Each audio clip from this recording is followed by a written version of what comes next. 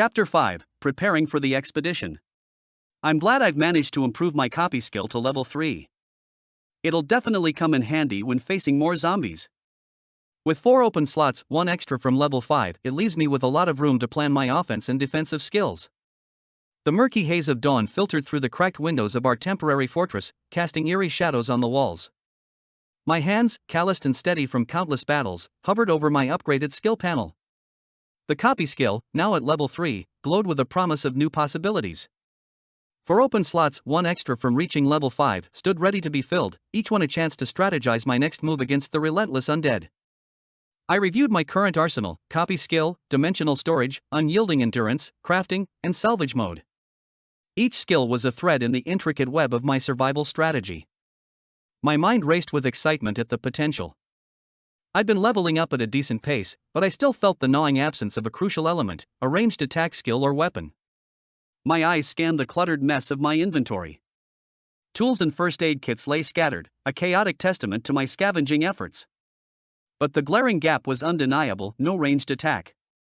My shotgun was reliable, but its ammo was dwindling, a ticking time bomb in my already precarious situation. The thought of being caught without a way to defend myself from afar sent a shiver down my spine. Maybe, just maybe, I could copy a skill from one of the nearby zombies. The system and universal, holographic AI had granted me this advanced feature when I pushed my copy skill to level 3. A risky move, but it could unlock a crucial new strategy.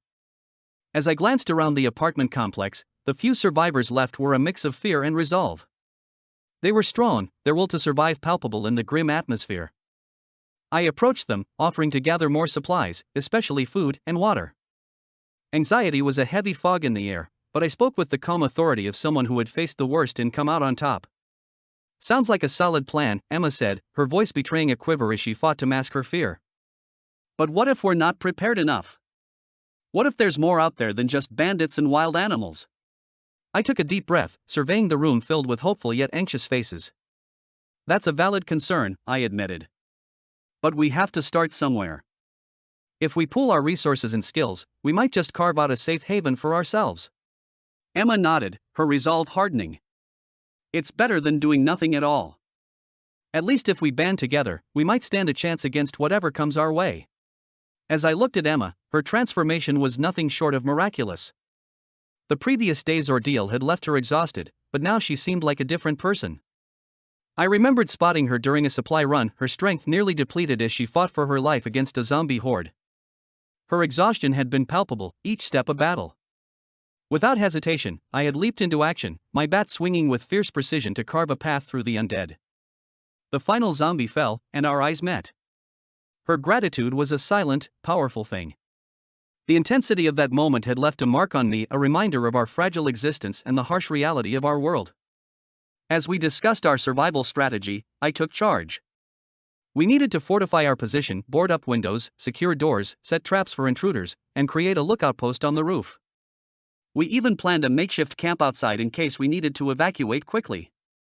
Over the next few days, we transformed our shelter into a makeshift fortress.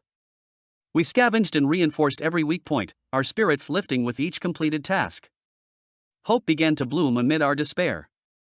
The next day, I planned my route to the local grocery store carefully, considering possible entry points for zombies and how I could avoid them. With my upgraded dimensional storage, I could carry more supplies than before, making each trip count. Once everything was set, I shared my plan with everyone else in the building, hoping that it would give them a sense of control over their situation.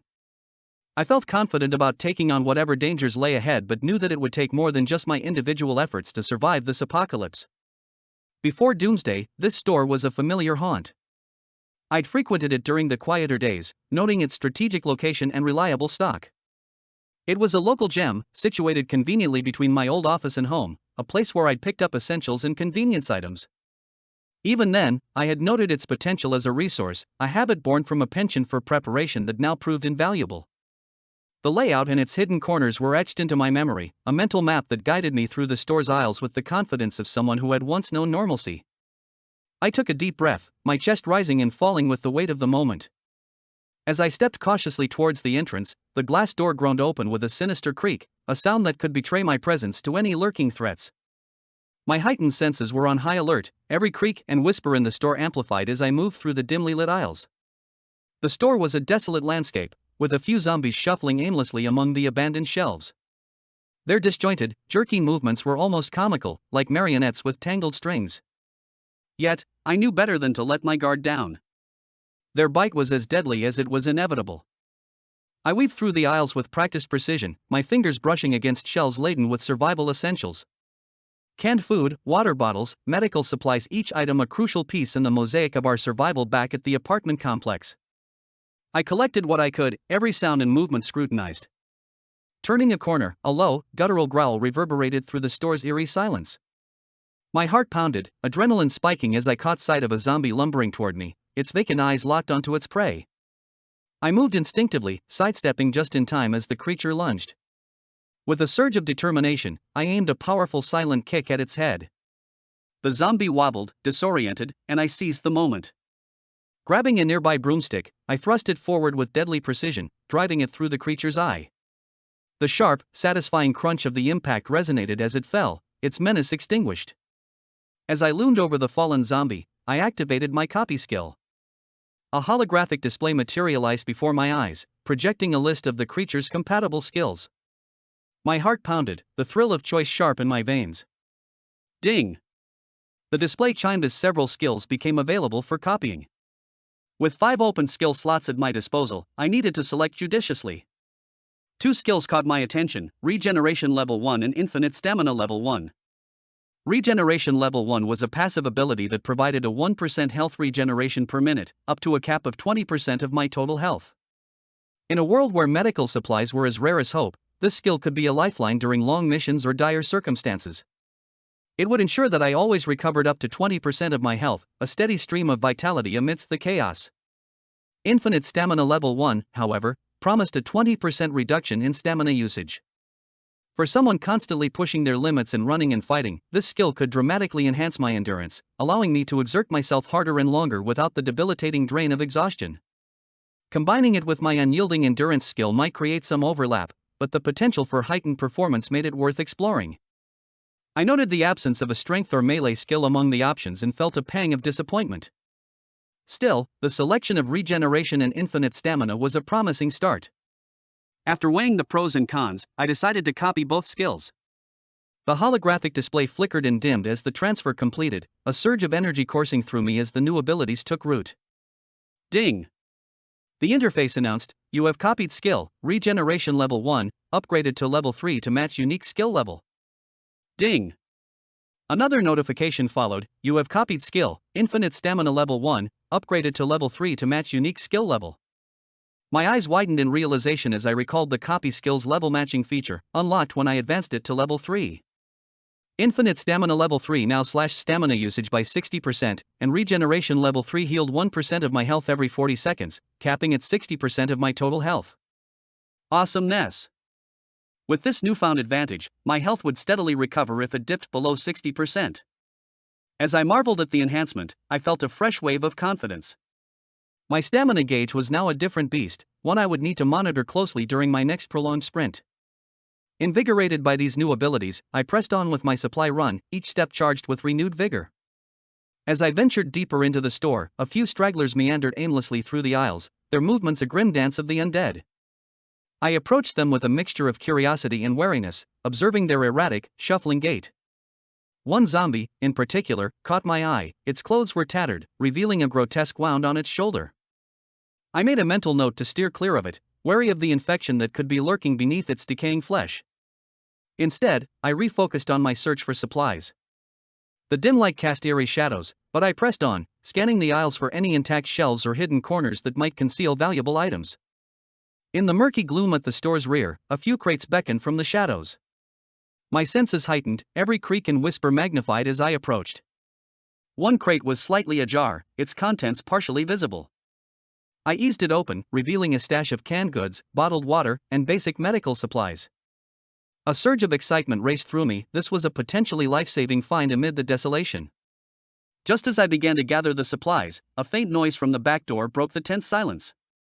The sound of shuffling footsteps was accompanied by low mumbling. I froze, every muscle tensing as I braced myself for a possible confrontation. As I approached the storage room door, I called out, "Hey, who's there?" A desperate voice responded from within, "Please help us. We've been trapped here for days." I hesitated briefly before opening the door. The overpowering stench of human waste hit me, a nauseating blend that almost made me gag. I took a deep breath, steeling myself, and eased the door open to reveal 4 strangers. Their faces were etched with terror, pale as ghosts, and they clutched makeshift weapons tightly, ready for any threat. "Okay, I'm not here to harm you," I said, raising my left hand in a gesture of peace. "Why are you trapped here?"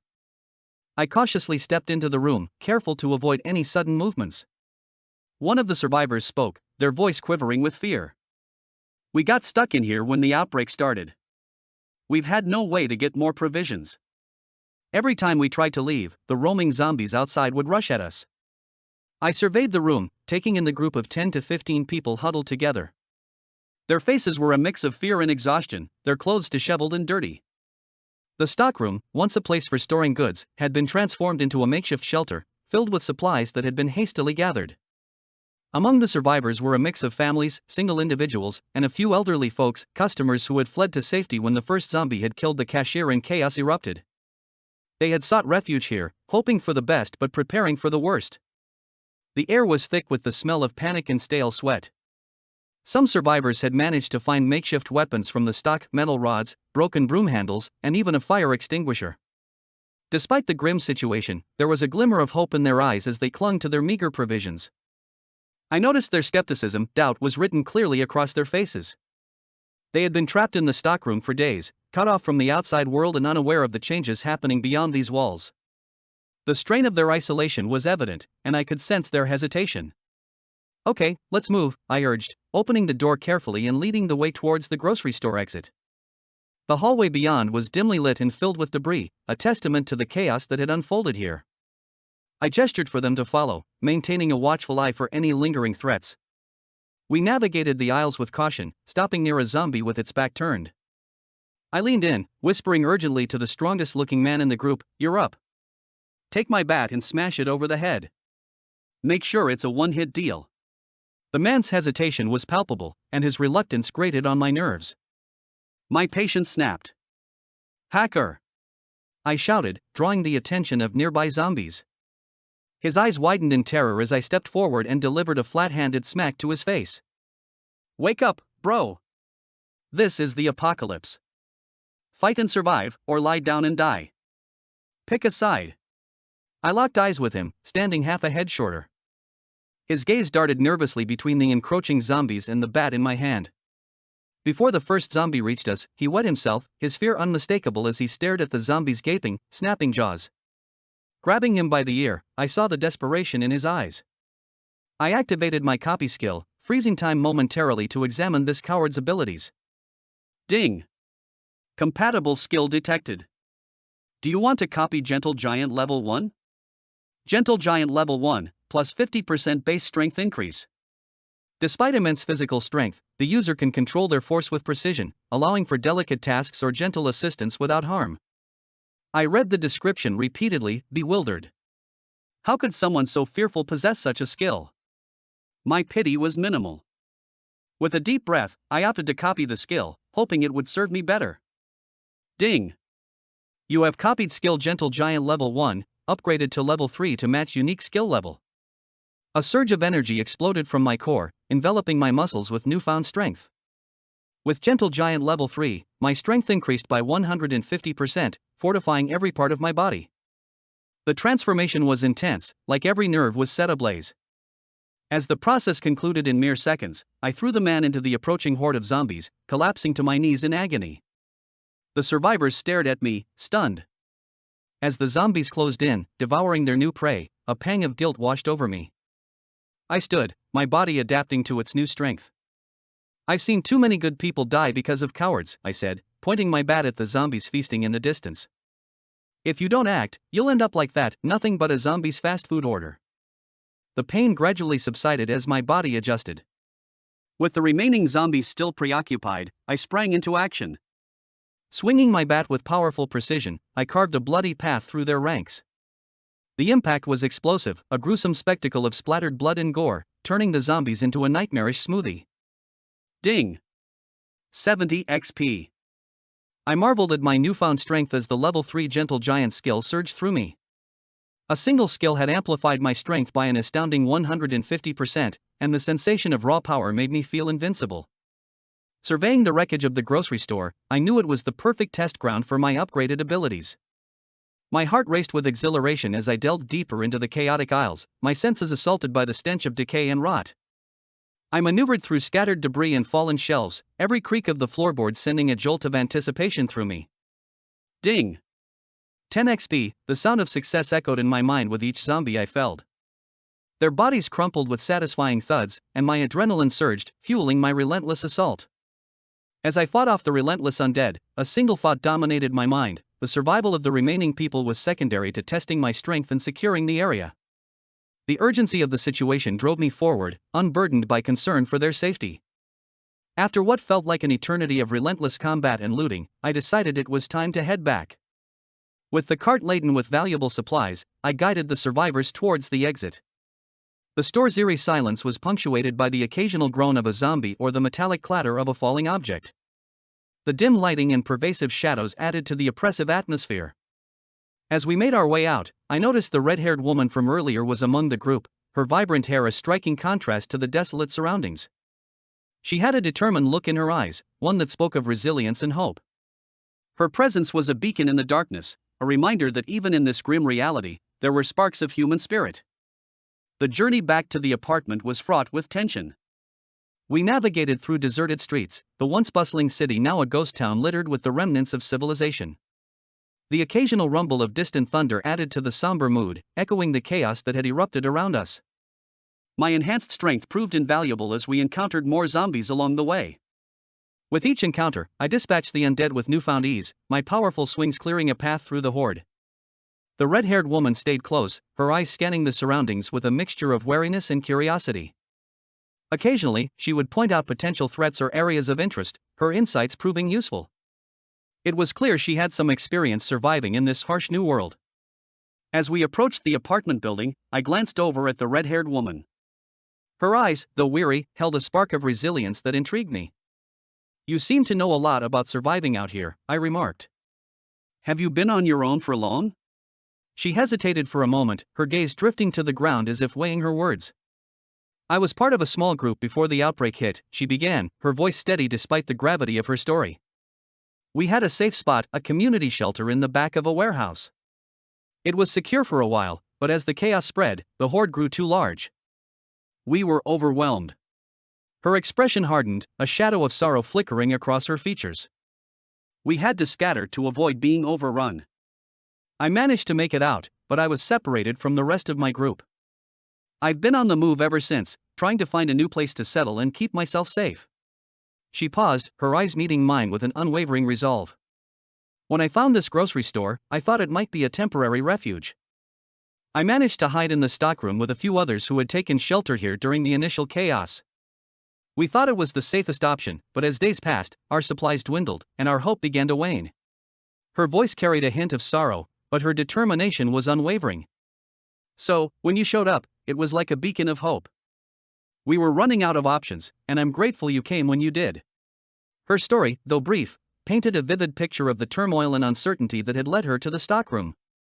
It added depth to her character, revealing the trials she had faced and the strength she had summoned to survive in a world turned upside down.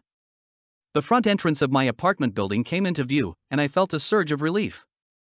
The makeshift gate was secured shut, a testament to the hard work of my neighbors. We approached cautiously, the survivors following closely behind. The red-haired woman's gaze lingered on the building, her expression one of cautious hope. As we entered, I felt the weight of the day's events settle on my shoulders. The survivors, exhausted but relieved, hurried inside to the relative safety of the building. The red-haired woman, however, paused to thank me. Her eyes met mine with a mixture of gratitude and wariness. "Thank you for saving us," she said, her voice sincere. "We owe you our lives." I nodded, acknowledging her thanks. "It's not just about saving lives," I replied. "It's about finding a way to survive together. We're all in this mess, and we need to look out for each other." With the survivors now inside and the gate secured behind us, we took a moment to regroup. The building, though battered, had become a refuge. I knew that our work was far from over. The outbreak was growing worse by the day, and our temporary solutions would only carry us so far. I think it's time we started searching for more survivors, I said, addressing the group. If there's anyone else out there, we need to find them. Our survival depends on expanding our numbers and resources. The group murmured in agreement, their spirits lifted by the promise of a larger community. I could see the red-haired woman's resolve strengthening, her presence a reminder that hope and resilience could still thrive in the midst of despair. As we began to plan our next steps, I felt a renewed sense of purpose. We were not just surviving, we were building something that might one day be more than just a refuge. We were creating a future amidst the ruins. Alright, here's our plan, I began, laying out the strategy. We'll split into smaller teams, each equipped with weapons and walkie-talkies for communication. The red-haired woman stepped forward, her eyes alight with determination. I'll lead one of the teams. Good thinking, I said with a grin, impressed by her initiative. We've got 3 groups now. Red team, led by our brave volunteer, blue team, which I'll be leading, and green, which will be. I glanced around the room, taking stock of the remaining survivors. Jake, with his tall frame and glasses, stood out. The tall guy with the glasses, someone suggested, pointing at him. Sounds good to me, I replied, jotting down notes as we finalized the groupings. We'll meet back here in a few hours to report our findings. With the plan set, everyone began preparing to set out for their designated areas. As they filed out one by one, I checked my watch. With the clock nearing noon, I realized I needed a new weapon. I cast aside my heavily bent bat and opened my storage. After a swift inventory check, I retrieved a fire axe I had found earlier in an office building's firefighting closet. I hope we find more survivors, one of the group members said nervously as we got underway. We will, I assured them confidently. Just stick together and keep your eyes open. Ding! New mission, rescue the trapped survivors in the old library. Secondary goal, rescue at least 50 survivors and lead them back to your camp. Reward, 1 upgrade crystal, 1 VIP Doomsday lotto spin. Failure, lose 1 copy skill slot. I glanced briefly at the mission details, catching sight of the failure condition. Hacker! I shouted, my frustration bubbling over. How can you force a mission with such a failure condition? This is hacked up, bro. Taking a deep breath, I refocused. Okay, change of plan, boys. We're heading straight to the old library. Mike, you're second in charge. Lead the team directly there, no detours. I'll clear the way for you. Collect any crystals or loot from the dead zombies if you can. Mike opened his mouth to argue, but I cut him off. No arguments, Mike. We don't have time to waste. Let's move. Leaving them with makeshift weapons at the ready, I turned toward the library, determined to complete the mission and rescue as many survivors as possible. As I pushed through the horde of undead, I marveled at the power coursing through me. My enhanced abilities, unyielding endurance, infinite stamina, regeneration, gentle giant, and heightened awareness allowed me to wreak havoc on the zombies with ease. Soon, the road was littered with their mangled remains, clearing the path for Mike and his team to follow toward the old library. Running, swinging, and slicing were all that mattered now. The axe blade sliced through everything in its path, even as it began to dull.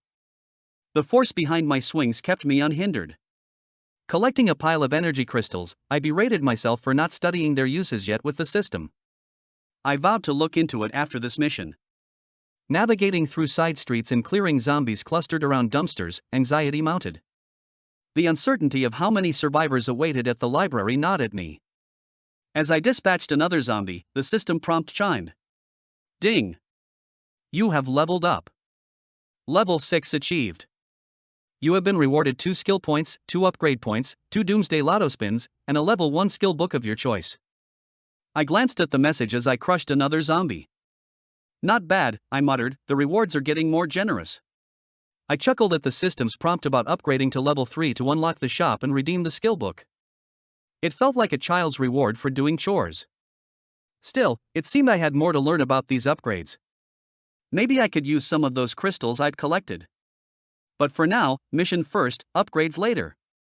I focused on cutting down zombies in my path to expedite reaching the old library. I crept through the library's entrance, ensuring the surrounding zombies had been dealt with. My boots creaked on the worn floorboards, adding a subtle note to the eerie silence that filled the dimly lit space. The only sounds were the distant growls of the undead and the occasional shuffle of my team as they swept the area behind me. Scanning the room, I spotted a figure huddled in the corner, partially obscured by a tattered bookshelf. My enhanced awareness kicked in, allowing me to quickly assess the situation. The figure appeared unsure and hesitant, but not necessarily undead. My heart raced with a mix of excitement and urgency as I signaled Mike to maintain a safe distance while I approached the mysterious survivor. I cleared a path through the debris, leveraging my gentle giant ability to lift a heavy shelf with ease. As the clutter fell away, a young woman, no more than 20 years old, slowly rose to her feet. She met my gaze with wide eyes, a mixture of fear and hope shining through. I motioned for her to come closer, and after a moment's hesitation, she moved towards me. Her hand brushed against mine during our handshake, and I felt a strange surge of energy from my dimensional storage. Oddly, my copy skill didn't activate at her touch. I offered her a reassuring smile, trying to communicate that I meant no harm. "Hey, I'm Alex. I'm here to help. Are you okay?" She nodded slowly, her eyes still wary. I was hiding. They've been biting everyone. I thought I was all alone." I nodded in sympathy, my tactical awareness keeping me alert to any potential threats. I surveyed our surroundings to ensure we were safe, while Mike, standing nearby, exchanged a skeptical glance. His concern about the survivor's potential infection was palpable. I signaled him to stay back, aiming to avoid startling her and maintaining a calm atmosphere. I stood beside the survivor, trying to put her at ease. "What's your name?" I asked gently. "Emily," she replied, her voice trembling. Mike, lingering in the background, raised an eyebrow but remained silent. "I'm Alex, and this is Mike," I introduced us. "We're here to help." "What happened?" Emily's eyes welled up with tears. "I was with my family. We barricaded ourselves in a hotel, but they managed to get in. I was separated from my mom, and I've been hiding ever since." My gut twisted with empathy. "I'm sorry, Emily. That sounds terrifying. What have you seen since you've been hiding?" Emily's gaze faltered, her eyes darting around the room as if searching for something. "I've seen things. People. Dead people. Moaning, shambling, and the others. The ones in suits, with guns. They're hunting survivors." Mike and I exchanged a knowing glance. Rumors of government involvement in the outbreak had circulated, but it was a topic for another time. "I'm glad you're safe, Emily," I said, trying to reassure her. "We'll get you to a safe place, okay? You can trust us." Emily nodded, a glimmer of hope in her eyes. I reached out to take her hand, but as our skin touched again, a strange tingling sensation surged through me. My enhanced awareness spiked, warning me of something off. Suddenly, Emily's expression changed. Her eyes grew glassy, and her skin began to shift. I recoiled in horror as Mike shouted, "What the?" Emily's body began to contort, her limbs merging into a grotesque mass. I stumbled backward, frozen in shock. Before us stood a horrifying mockery of Emily, a level 3 mutated mimic zombie. Her new form was a twisted version of her former self, with razor-sharp claws, teeth, and a disturbing grin.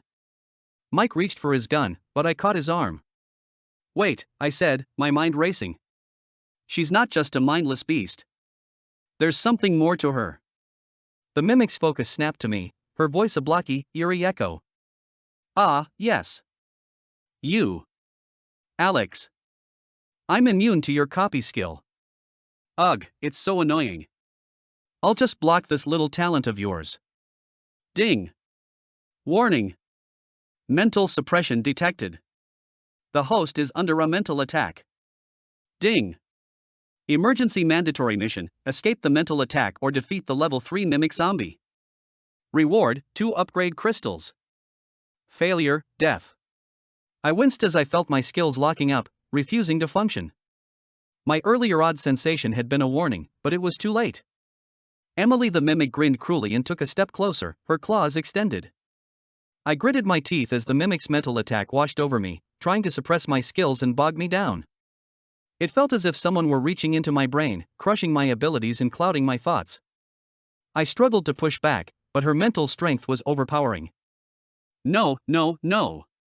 I shouted, stumbling backward as the mimic advanced on me. My legs felt like lead, and my arms were heavy and unresponsive. Mike's voice came through, but it was garbled by the overwhelming presence of the mimic's mental assault. Her voice echoed in my mind, cold and taunting. "You're mine, Alex. You're mine."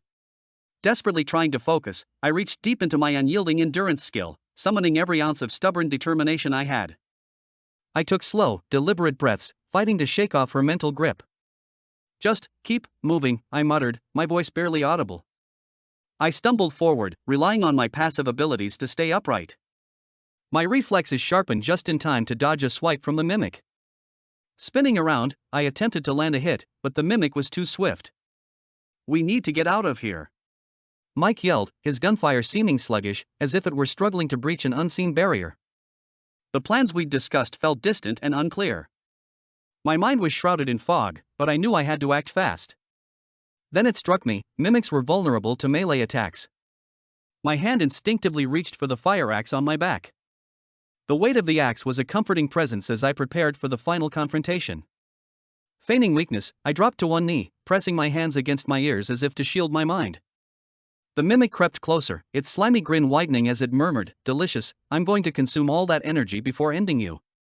With the mimic finally within striking distance, I gripped the axe handle tightly, focusing all my mental strength into the swing. "Not today, lady!" I shouted, leaping up and bringing the axe down with speed rather than strength. The blow landed with precision, and a wave of mental relief washed over me as the mimic's mental assault ceased. I landed gracefully, the axe embedded in the library floor. "It's okay," the mimic slurred, her grotesque face twitching with each word. Seizing the opportunity, I moved in and began delivering powerful punches to the mimic's exposed forehead, each hit making a satisfying crunch. Mike joined in, his gun firing into the encroaching zombies, creating chaos with each shot. Even he looked visibly shaken by the carnage. I pressed on, my endurance carrying me through the onslaught. Slowly, I began to turn the tide. Ding! You killed level 3 mimic mutated zombie. Ding! 500 XP. Ding! Mission complete, you have received 2 upgrade crystals. Ding! Do you want a copy skill, Mental Onslaught level 5? Mental Onslaught is a powerful ability that overwhelms an individual's mind with intense psychological or emotional stress, causing confusion, fear, and mental pain, disrupting their ability to think or function effectively. Considering my remaining skill slots, I accepted greedily. I sat down, wiping blood from my battered fists and picking up the red glowing crystal from the mimic's corpse. Ding! Mental Onslaught level 3 copied. 1 remaining skill slot available. I stood up, wiping off the remaining grime from the recent scuffle with the mimic. Mike and Emma exchanged concerned looks, but they seemed to be holding it together. Emma had joined Mike during the chaos, her determined expression mirroring his concern. Together, they seemed to form a solid front, their shared experience in the face of danger evident in their silent communication. We were in the old library, surrounded by shelves of ancient books and dusty artifacts. The air grew thicker with the scent of decay and rot as we ventured deeper inside. Scanning our surroundings, I sensed a faint hum emanating from the floors below. I pointed it out to Mike and Emma, and we cautiously descended several flights of debris-blocked stairs. The hum grew louder, transforming into the recognizable sound of a generator laboring away. Soon, we encountered a sturdy barricade blocking the entrance to the underground archives.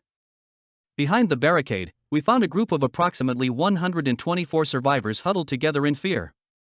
Some were injured, others appeared in shock. Children clung to their parents, their wide eyes reflecting the dim glow of the generator. The elderly sat on the cold floor, their faces etched with exhaustion and despair. I approached them cautiously, offering a reassuring smile and gentle words. "Everyone, it's okay," I said, trying to sound calming. "We're here to help." The group's leader, an older man with a gruff expression, stepped forward. "Thank God you're here," he said, his voice trembling. "We've been trapped down here for days, not knowing if anyone else was left." I exchanged a glance with Mike and Emma. Without words, we sprang into action. "We're here to get you to safety," I announced, raising my voice over the noise. "There's a secure camp nearby. We've got food, medical supplies, and protection. But we need to move quickly and stay together." A wave of relief swept through the crowd, but anxiety lingered in their eyes. One man stepped forward, worry etched on his face. "How can we trust you?" I understand your hesitation, I replied, meeting his gaze. But staying here isn't an option. The undead are closing in, and this place won't hold much longer. We have a plan and a safe location. Please, let us help you. The man nodded slowly, turning to the others and urging them to cooperate. All right, everyone, let's trust them. We don't have another choice. Turning to Mike and Emma, I said, we need to move fast. Let's get everyone organized and ready to go. We quickly organized the able-bodied individuals into a defensive perimeter around the women and children, who huddled together in fear. I watched as they took their posts, forming a human shield to protect the vulnerable. Meanwhile, the rest of us began clearing a path through the undead hordes that swarmed the streets. With determination, we coordinated the evacuation. The able-bodied formed a protective circle around the injured and young, moving as one through the chaotic streets. The path ahead was fraught with danger, but each step brought us closer to safety. As I worked alongside the others, my unyielding endurance and infinite stamina skills proved invaluable. I pressed on hour after hour, fueled by adrenaline and my unwavering resolve. Excitement surged through me as I vanquished yet another undead foe, the chilling evening air momentarily forgotten. My focus was razor-sharp, driven solely by the determination to clear a path forward. Walking through the abandoned streets, I saw fear in the eyes of those we passed. Some huddled in alleyways, too scared to move, while others ran frantically towards the apartment base I had pointed out, never looking back. Despite the fear, everyone pressed on, sensing that the end of our journey was near. Feeling confident, I carried the axe over my shoulder, its weight a comforting presence. Mike and Emma fell into step beside me, our footsteps echoing through the desolate streets in a synchronized rhythm. We exchanged reassuring nods, our unspoken bond strengthening our unity. With my skills and my team's support, I felt confident that we could make it through whatever dangers lay ahead. Base reinforcement. Back at the base, the teams regroup and share their findings, each recounting their harrowing encounters and narrow escapes with the undead. The air buzzes with a mix of relief and excitement as stories of bravery and near disasters unfold. Alex listens intently, his gaze sweeping over the group as he takes stock of everyone's efforts. It's evident that each member has grown stronger through their shared trials. Ding! Mission completed, rescue the trapped survivors in the old library. Secondary goal completed, you rescued 120 survivors and led them back to your camp. Ding! Bonus reward triggered. Main reward, 1 upgrade crystal, 1 VIP Doomsday lotto spin. Bonus reward, 500 system credits. System credits? That's a new one, I muttered, peering at the interface with curiosity.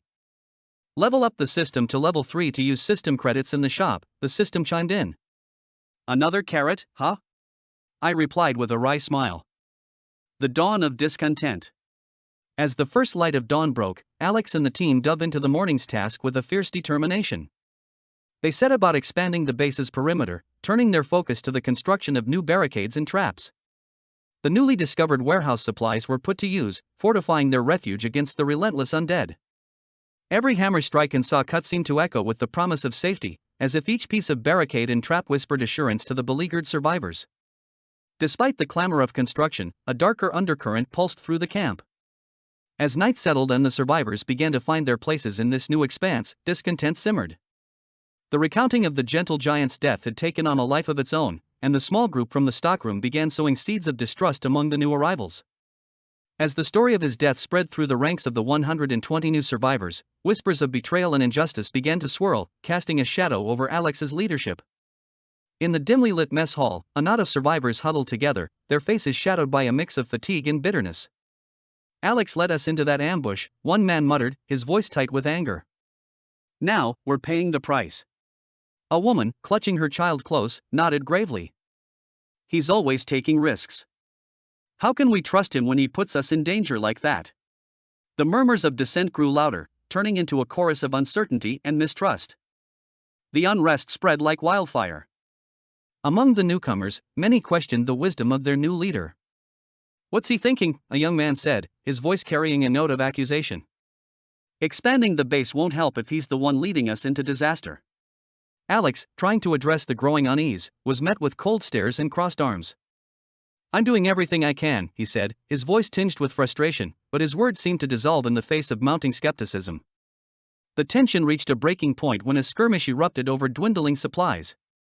The chaos drew attention and became a stage for dissenters to voice their grievances. "This is exactly what happens when leadership fails," someone shouted over the din.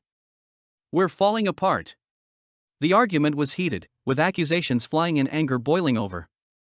The discontented survivors used the incident as fuel for their demands for new leadership. As the day wore on, the mood among the survivors grew more tumultuous. A faction began to form, consisting of those who were openly questioning Alex's capabilities. "We need someone who knows what they're doing," one leader of the dissenters declared. "This isn't working. We need a new direction." Alex, aware of the growing discord, struggled to regain control. The expanded perimeter and the new defenses, which had been intended to restore confidence, seemed to do little to quell the rising storm of rebellion. The tension in the air was palpable as we all sat around the table the next morning. Voices were raised, and tempers flared as doubts about our leadership started to creep into some newer members' minds. "What's good about following Alex's lead?" a burly man with a beard asked, his voice dripping with sarcasm. "Look where we are now. Stuck in this godforsaken place with no idea if we'll ever make it out alive." Several others murmured their agreement, and I could see the doubt etched on some of our newest members' faces. But before things got out of hand, Alex stood up from his seat at the head of the table. "Listen, everyone," he said calmly, his voice cutting through the noise like a knife. "I know we're all tired, scared and uncertain about what lies ahead. But let's not forget why we came together in the first place." He took a brief pause, meeting everyone's gaze directly before continuing. "We joined forces because we want to survive. We've seen the horrors of this new reality, and none of us wants to go through it alone. If we can't trust each other, then what's the point of even trying?" A murmur of agreement rippled through our group, and I could see some of those who were skeptical before start to nod along. "Let me be clear," Alex continued. "I'm not saying everything will be alright, but at least if we stick together, we might have a fighting chance." The room grew silent as everyone took in his words. Some looked down, others glanced nervously around the room, unsure of what was to come. "But if we can't trust each other or work towards the same goal," Alex continued, his voice growing more urgent, "then maybe it's time you started looking for a new leader." Chapter 6 Ethan. As I ventured out on a long-distance supply run, 30 kilometers from the confines of my apartment, an unexpected sight seized my attention. High above, a peculiar vessel cut through the sky, a small shuttle, sleek and shimmering against the sun. Its design was far from anything I had ever encountered.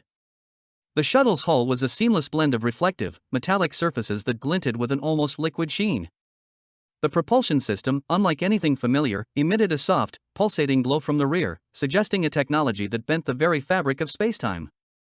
The shuttle's streamlined form, more akin to a dart than a traditional ship, hovered effortlessly, its movements eerily silent. Its sleek, aerodynamic contours spoke of advanced engineering, with retractable wings and modular thrusters that shifted in response to its trajectory. The unmistakable markings emblazoned on its side red nexus, in a font that seemed to hover and shift slightly, as if alive. Driven by a surge of adrenaline and curiosity, I felt my enhanced speed propel me forward. The thrill of the chase sharpened my senses, every detail magnified as I pursued the enigmatic craft. As I drew closer, I could make out a cluster of individuals below, clad in futuristic, space-type environmental gear. The suits were a marvel of design, with exoskeleton supports that amplified their wearers' movements and provided a protective layer against harsh environments. They seemed like characters ripped straight from a sci-fi narrative, their gear reflecting the same advanced technology as the shuttle. With my heart racing in anticipation, I maneuvered through the terrain, using the shadows and natural cover to approach the camp with utmost caution. My senses were on high alert, every rustle and distant sound amplified as I prepared to uncover the secrets of this alien intrusion. I held my breath, my heart racing as I crouched in the shadows, eavesdropping on a conversation between two soldiers. My insight skill kicked in, allowing me to scrutinize their details with precision. Private Johnson stood out immediately. He was a burly figure with a thick beard and a deep scar running down his left cheek, a physical mark of his harsh experiences. As I observed him, I gleaned two unique skills that revealed much about his role and personality. Johnson possessed a skill known as biomass mutation. This ability allowed him to alter the genetic makeup of organisms, essentially turning them into carriers of the virus he distributed. His expertise in manipulating biological material was crucial for creating and controlling outbreaks, making him a key player in Nexus's scheme to spread chaos. He was also adept in psychological warfare, a skill that enabled him to manipulate and control others through fear and propaganda. His ability to boast about his twisted achievements while downplaying the suffering he caused demonstrated his talent for psychological manipulation and intimidation. The second soldier, Yarek Solon, a leaner figure with a hawkish gaze and a more nervous demeanor, revealed his own set of skills. He had a keen sense for tactical analysis, a skill that allowed him to assess and strategize battlefield situations quickly. His knowledge of the advanced machinery and its potential uses indicated a role in planning and executing operations with precise tactical considerations. This soldier's tech-savvy skill made him proficient in handling and understanding high-tech equipment. His familiarity with the futuristic gear and the details of Nexus's operation showed his capability to operate and maintain complex technology, a vital asset for their advanced machinery. Johnson's voice dripped with malevolent pride as he boasted, "Our viral release was a masterpiece, a symphony of suffering that will be remembered for eternity. The chaos and destruction we've unleashed are a testament to our genius, our unparalleled mastery of the dark arts." His eyes gleamed with sadistic satisfaction, relishing the devastation they'd caused. As he continued, "The screams of the infected, the tears of the survivors, the desperation in their eyes, it's music to my ears." Yarek snorted, his smirk twisting into a cruel grin. "Please, Johnson, you think a little virus is impressive? Wait until the heavy machines arrive, the planetary core extractors that will rip this world apart, leaving nothing but a barren husk. We've finally got the intel we needed. The addresses of the first 2 awakeners are confirmed. Excellent work. And with the third one already taken care of, we can focus on the remaining 2. Exactly. And speaking of which, our ambush at the third location paid off. We caught the courier red-handed, trying to deliver a package to the deceased awakener. Ha! They walked right into our trap. Now we have the courier in custody, and the package is ours to analyze. The contents of that package will give us the upper hand. We'll know exactly what the awakeners are planning, and we can prepare our countermeasures." Johnson's expression turned calculating, his voice taking on a conspiratorial tone. "And once those machines are operational, we'll have the resources we need to crush Trap. The teleport codes are almost cracked, and then, their headquarters will be ours to destroy. And with the addresses of the first 2 awakeners, we can start making our moves. We'll take them out quietly, before they even know what's happening. The Nexus will reign supreme. And no one will be able to stop us." Jarek's grin faltered, replaced by a flicker of annoyance. "You think you're the mastermind behind this operation, don't you, Johnson? But without my expertise, those machines would still be in dry dock."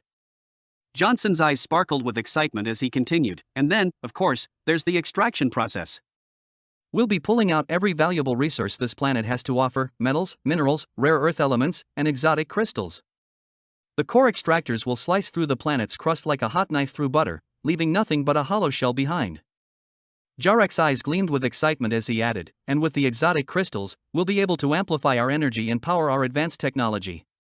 And let's not forget the water resources, we'll be able to fuel our machinery and sustain our operations indefinitely." Johnson's eyes gleamed with ambition as he concluded, "The possibilities are endless, Yarek.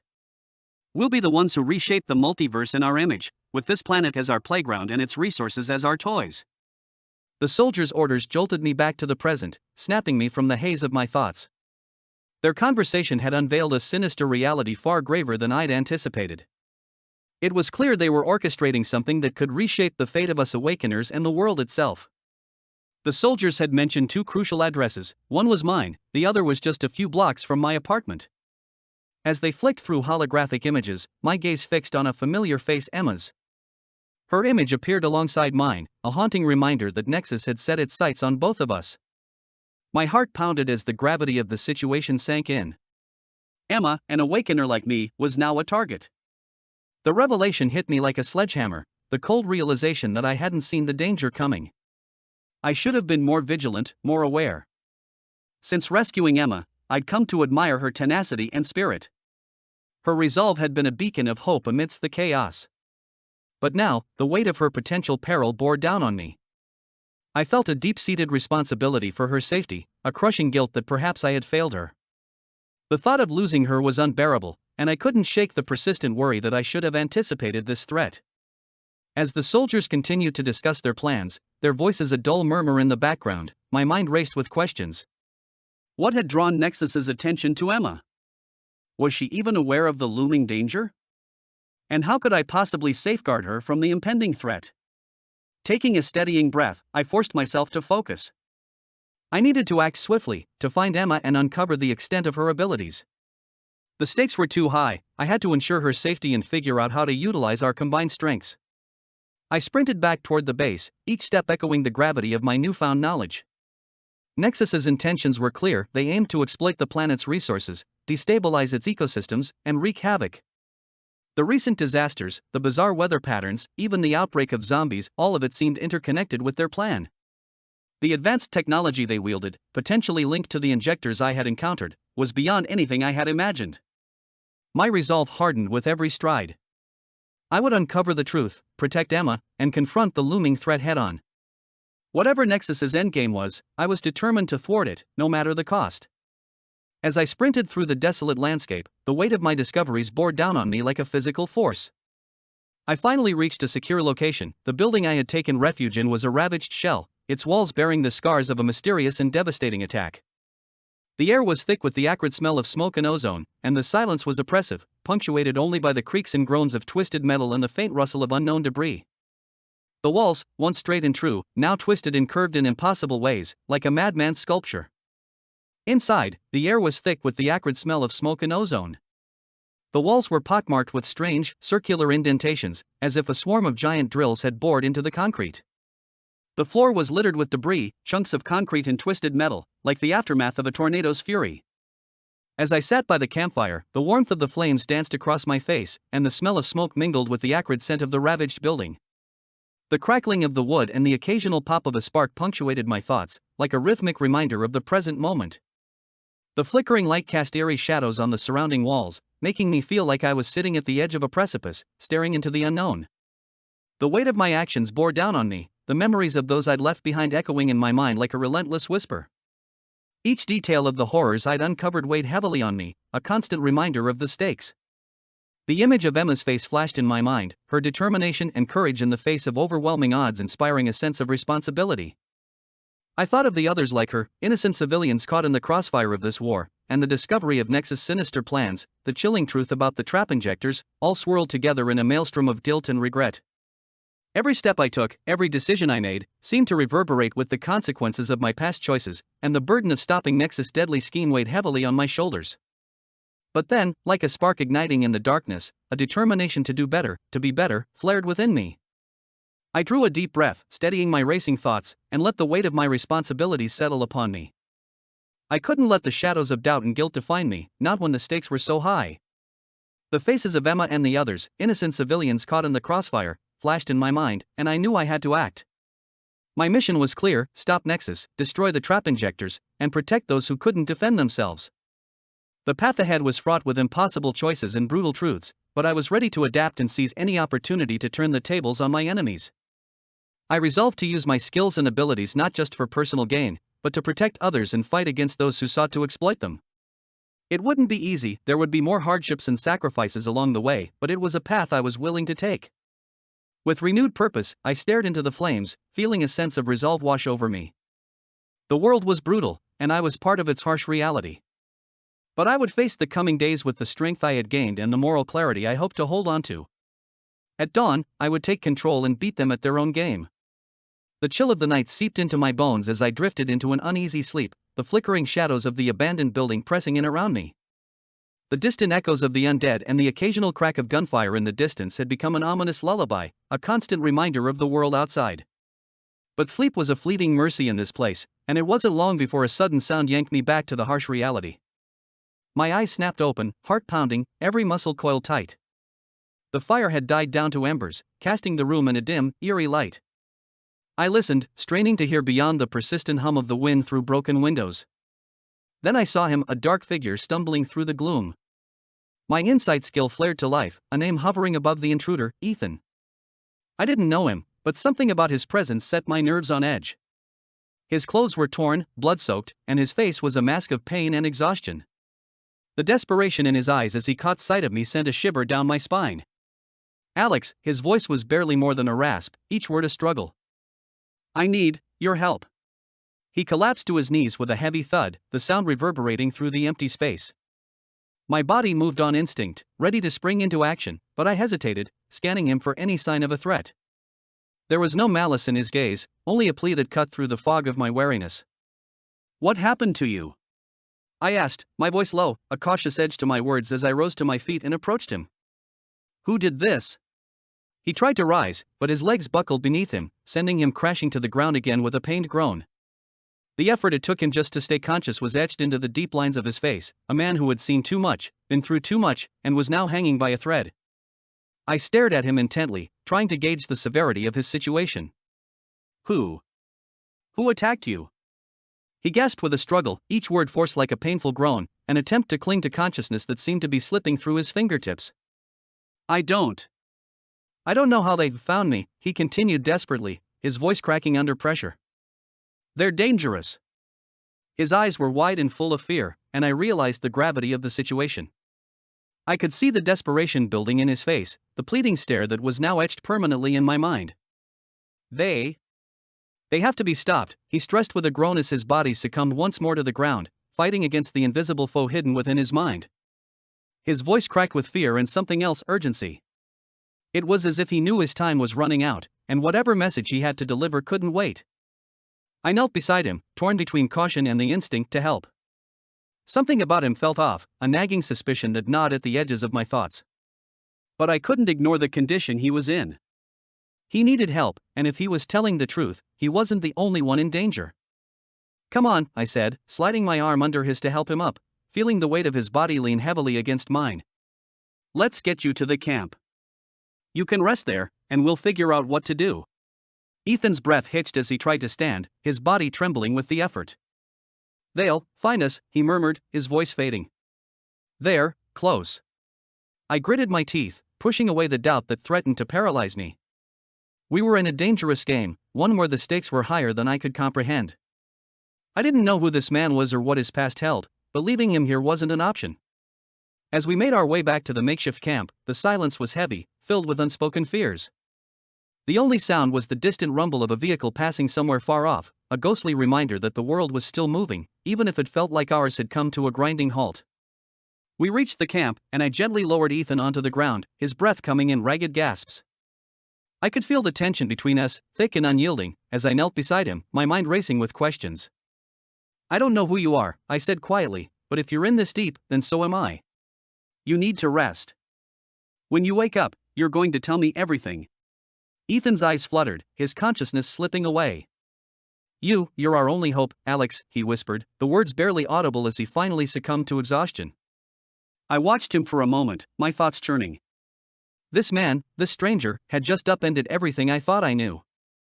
And now, as the night deepened around us, I couldn't shake the feeling that whatever came next would change everything again. For now, all I could do was wait, the questions gnawing at me as I sat in the dark, listening to the distant sounds of the world beyond our little bubble of light and shadow. The answers would come, but I had a sinking feeling that they would bring more danger, more uncertainty, and more choices that I wasn't ready to make.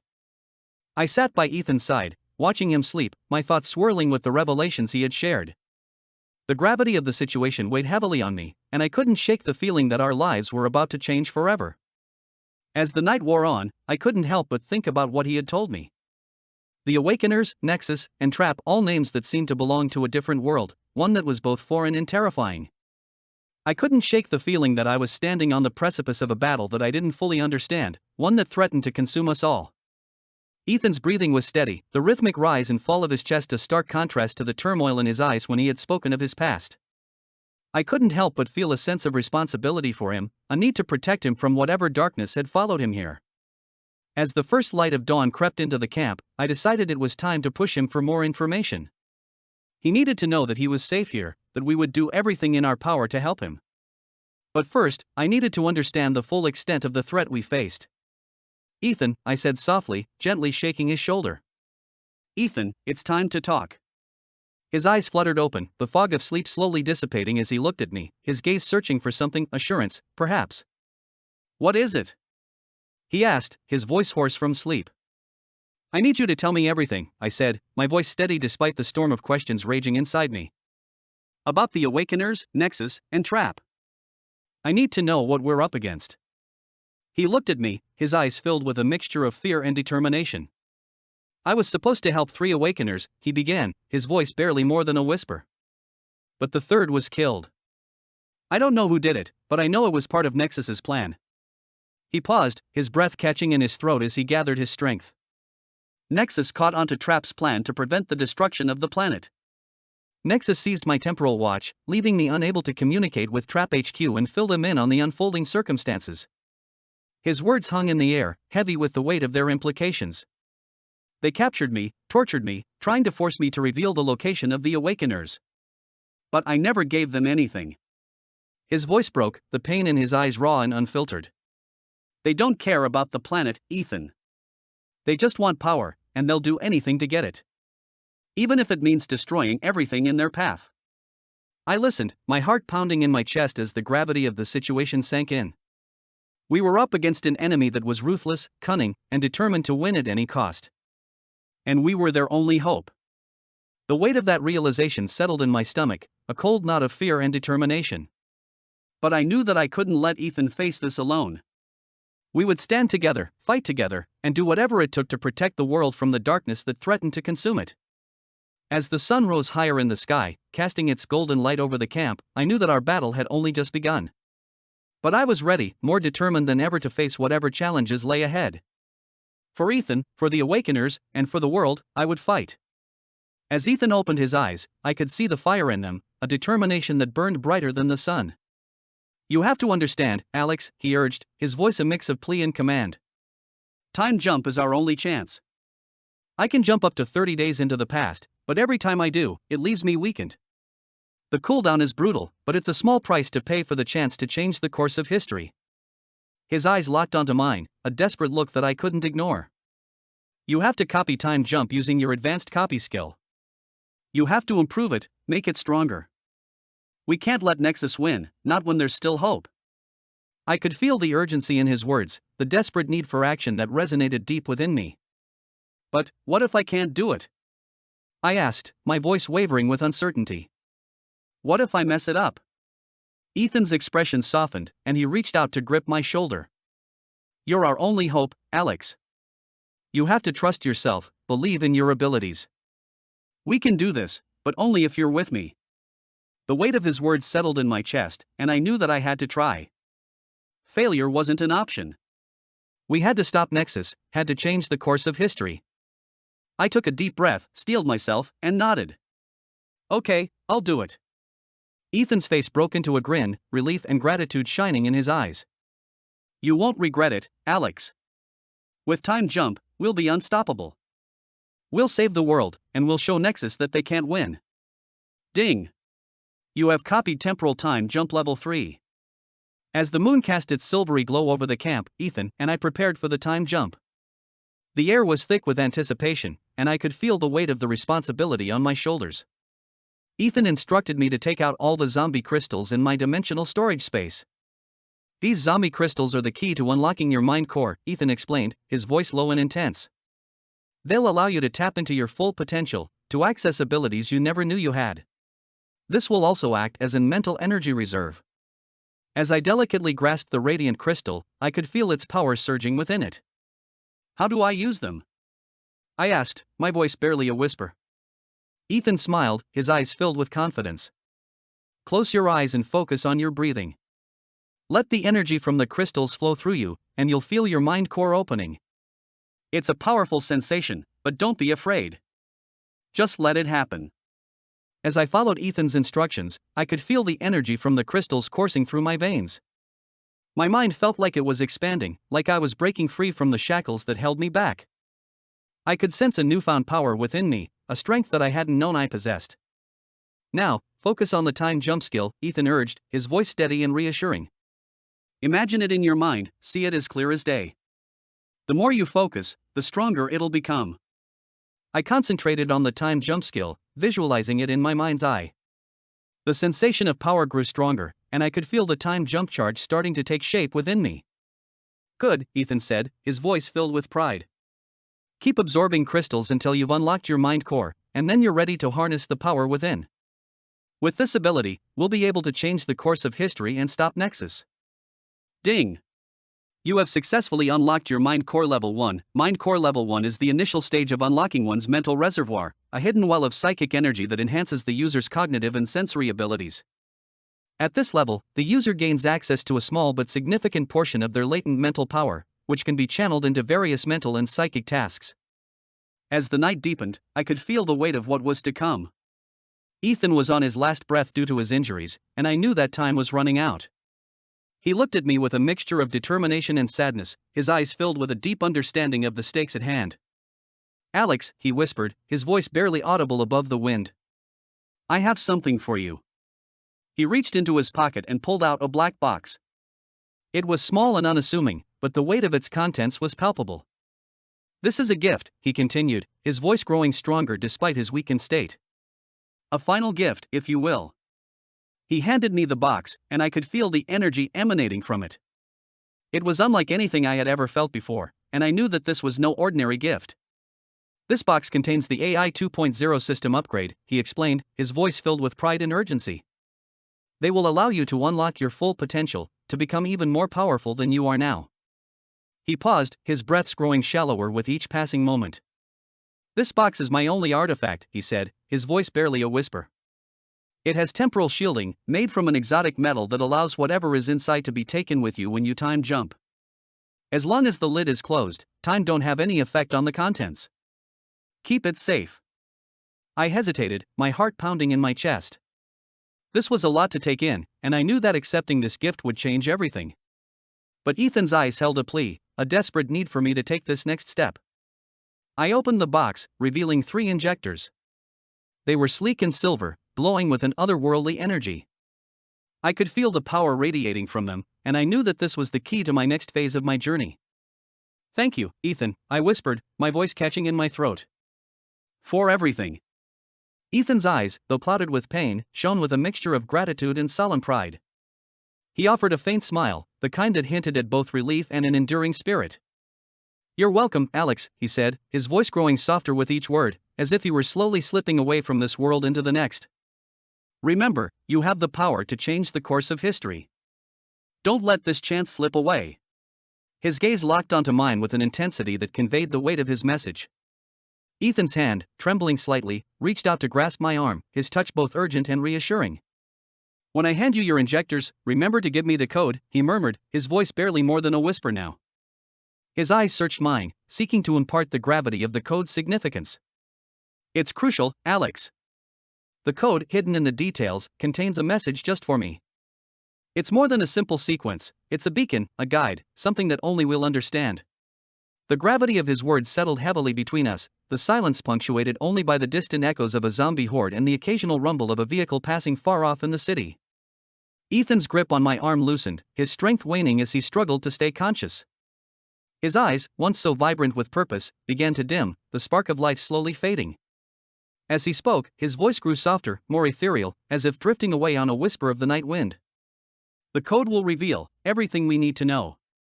It's the key to what's coming next. Please," his breath faltered, the words becoming fragmented, "don't forget." Ethan's eyes closed, a final, serene smile gracing his lips as he slipped into the embrace of eternal rest. The last vestiges of his presence seemed to dissolve into the surrounding darkness, leaving behind only the weight of his final message and the promise of what was yet to come. His words echoed in my mind, a reminder of the weight of the responsibility that now rested on my shoulders. I knew that I had to use these injectors to unlock my full potential and become the hero that Ethan believed I could be. As I stood there, holding the box containing the AI 2.0 system upgrade, I felt a deep sense of purpose and determination. I felt a strange sense of comfort, knowing that Ethan's final gift would be with me every step of the way. With a deep breath, I prepared to activate the time jump skill, my mind already a swirl of apprehension and determination. My focus narrowed, and I concentrated on the skill's activation, feeling the mental strain as I poured my entire reservoir of mental energy into the process. The air grew thick with charged anticipation, the very fabric of reality seeming to quiver in response. A small, shimmering portal began to form before me, a twisting whirlpool of vibrant colors and shifting shadows. The vortex pulsed rhythmically, casting strange, flickering lights against the cracked walls of the abandoned building. Each pulse was a reminder of the immense power I was harnessing, the intensity of which caused beads of sweat to form on my forehead and my breath to come in shallow gasps. I stepped closer to the portal, the sensation of its pull growing stronger, as if the very air around me was bending toward its gravitational force. The edges of the vortex reached out, drawing me in with a relentless tug. I forced myself to stay focused, feeling the immense pressure of the skill stretching my mental limits. The swirling colors intensified, a maelstrom of light and shadow that seemed to beckon me into its depths. Just as I took the final step into the portal, a sudden chill brushed against my back. A mysterious figure, cloaked in shadows, materialized behind me. The figure's presence was almost imperceptible, a ghostly silhouette against the backdrop of the portal's brilliance. Before I could react, the stranger's hand moved with practiced precision, producing a small, round ball from within the folds of his cloak. The ball, gleaming with a peculiar light, was hurled through the portal with a swift, almost ritualistic motion. The action was fluid and deliberate, as if it was part of a preordained plan. The ball disappeared into the swirling vortex just as I crossed the threshold, the portal's edges sealing shut with a final, shimmering flash. The last thing I saw before the portal closed was the figure's eyes, hidden beneath the shadow of the cloak, watching intently as the portal snapped shut, leaving no trace of the mysterious man behind. The world around me dissolved into a whirl of colors and sensations, the passage through time and space commencing as I was pulled inexorably into the unknown. I sat up with a jolt, my heart racing like a jackhammer. Memories of the past few days, or was it weeks, flooded back in a disorienting rush.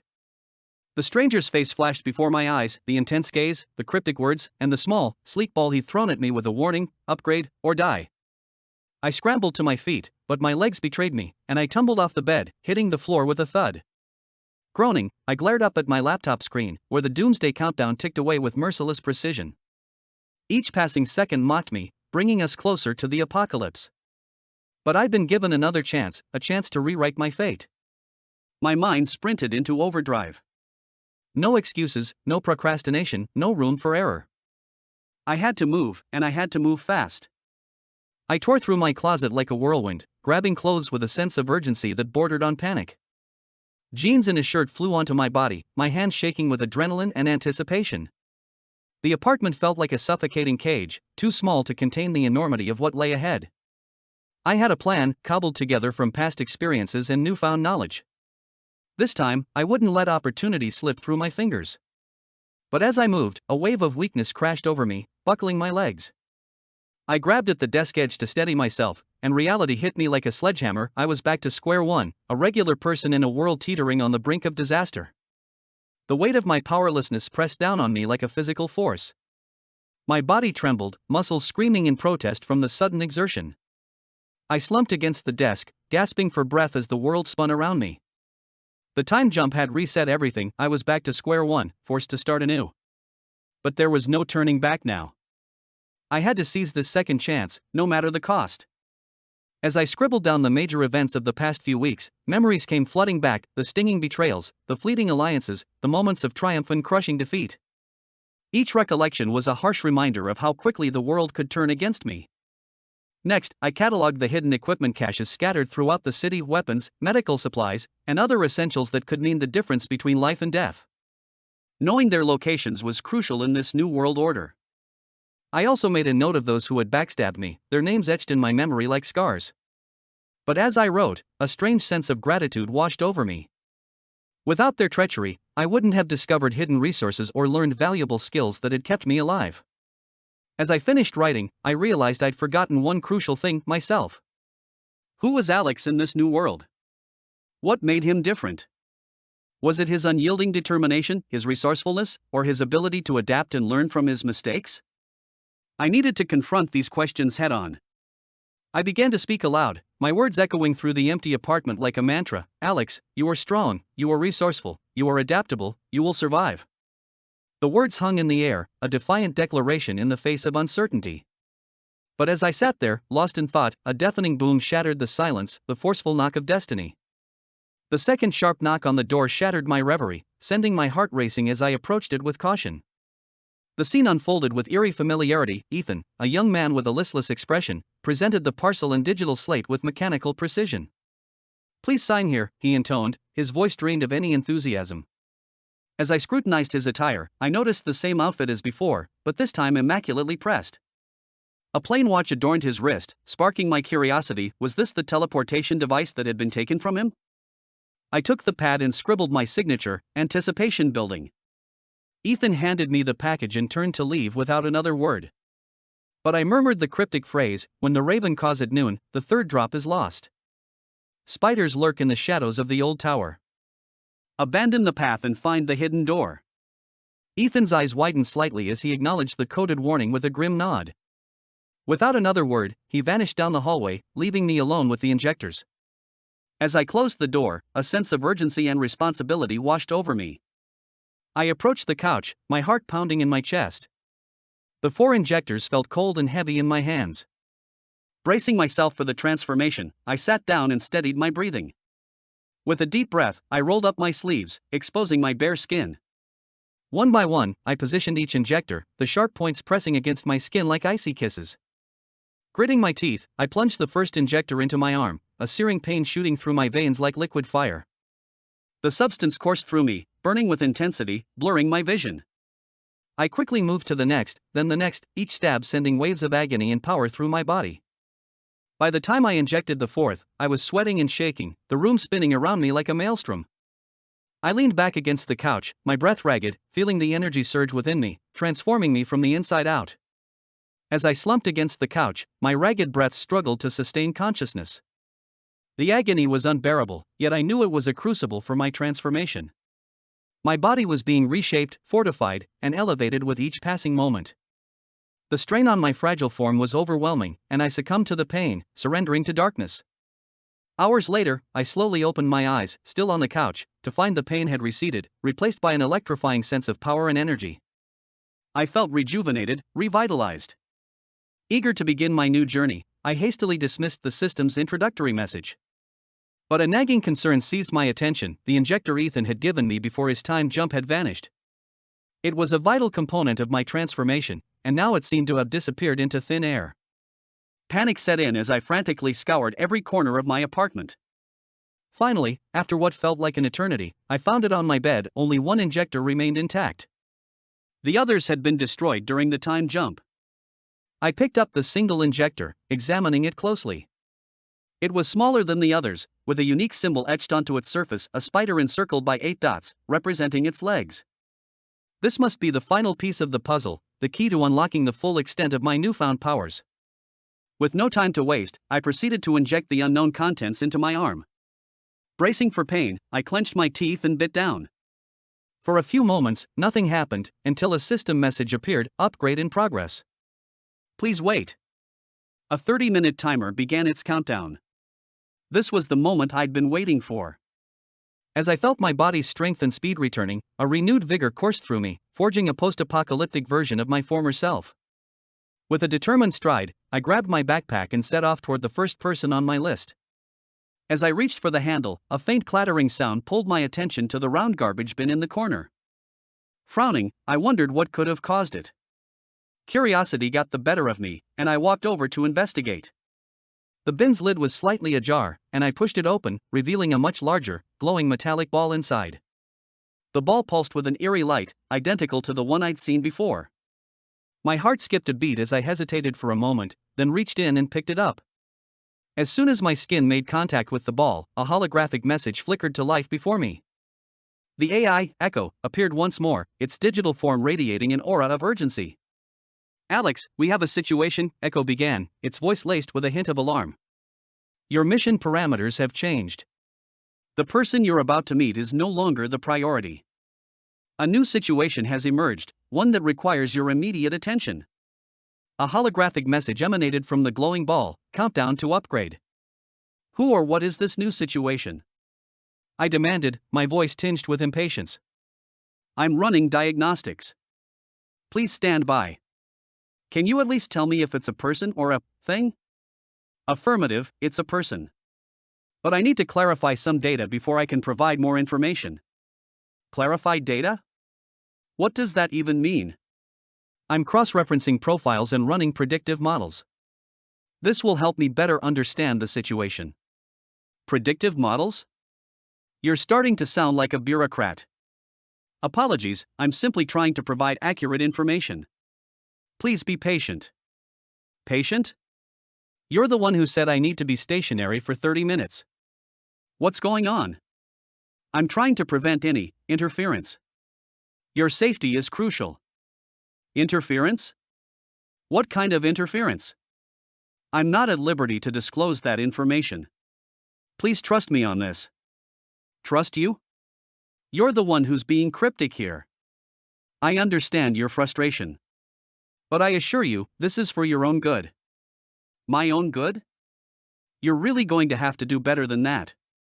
I'm afraid that's all I can say for now. Just a few more minutes, please. Fine. But when this is over, I'd better get some answers. I promise, you will. Upgrade complete. Injecting new parameters, now. As the sudden surge coursed through my body, I felt my vision blur and my senses overload. The world around me dissolved into a swirling vortex of colors and lights, like a kaleidoscope spinning out of control. My mind struggled to keep up, but it was no use. Everything went black. When I came to, I was disoriented and groggy, like I'd been asleep for a long time. My head pounded with a dull ache, and my body felt heavy, as if weighed down by invisible chains. I tried to sit up, but a wave of dizziness washed over me, forcing me back down. As my senses slowly returned, I realized I was in a dimly lit room, surrounded by rows of humming servers and blinking screens. The soft glow of the monitors cast an eerie light on the walls, making me feel like I was in a futuristic tomb. Echo's voice whispered in my ear, "Welcome back, Alex. The upgrade is complete. You're now ready for the next phase." I blinked against the dimness, my head still pounding. I tried to push myself up, but my body felt like it was weighed down by an invisible force. Glancing down, I noticed something strange on my left wrist. Where the metal ball had once been, there was now a sleek, diamond-shaped implant embedded in my skin. It pulsed softly, its surface shimmering with an ethereal light that seemed to come from within. "What is this?" I muttered, lifting my wrist to get a closer look. The implant was sharp and defined, its edges glowing with a faint, otherworldly energy. The center of the diamond pulsed rhythmically, almost like it was alive. Echo's voice, calm and steady, resonated in my ears, though it was coming from my mind rather than the implant. "This is your new Echo AI, fully integrated into your system. I've merged with your physiology to assist you in managing your abilities and providing strategic support. I'll be with you every step of the way." Echo? What is on my wrist? I turned my wrist, watching the implant respond with subtle shifts of light and color, adjusting to my movements. This implant is designed for convenience, making your storage more accessible. My main core is not within the implant, it is integrated directly into your mind. The diamond-shaped implant flickered, and a holographic interface materialized in the air before me.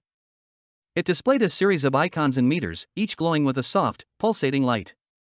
The interface was like a high-tech control panel, showing key information about my newly upgraded system.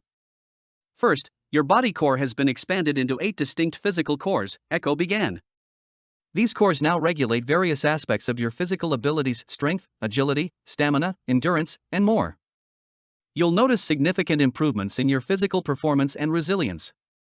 I glanced at the holographic display, where each core was represented by a glowing orb, each with its own readout. Next, the potential of your mind core has been noted. This core, once unlocked, will dramatically enhance your mental energy reserves and cognitive abilities, enabling you to manage and expand your skills with newfound efficiency. Currently, however, it remains dormant, awaiting activation. To unlock this core, you'll need to absorb energy crystals from formidable enemies, an essential step you learned from Ethan before his untimely death. He had shown you the method to awaken this core, and though you might have doubts, those lessons will prove invaluable when the time comes. Inadvertently, Echo's voice carried a hint of knowledge that seemed to transcend the present moment.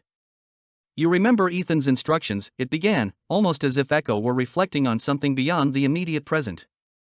"You've been through this before, haven't you?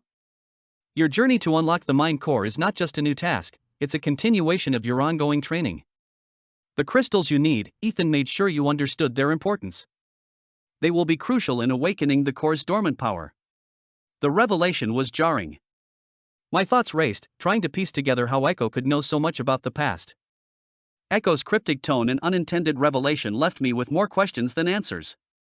How deep did this AI's knowledge go? And what did it mean for my understanding of my own journey? The answers seemed just out of reach, hidden behind layers of time and uncertainty.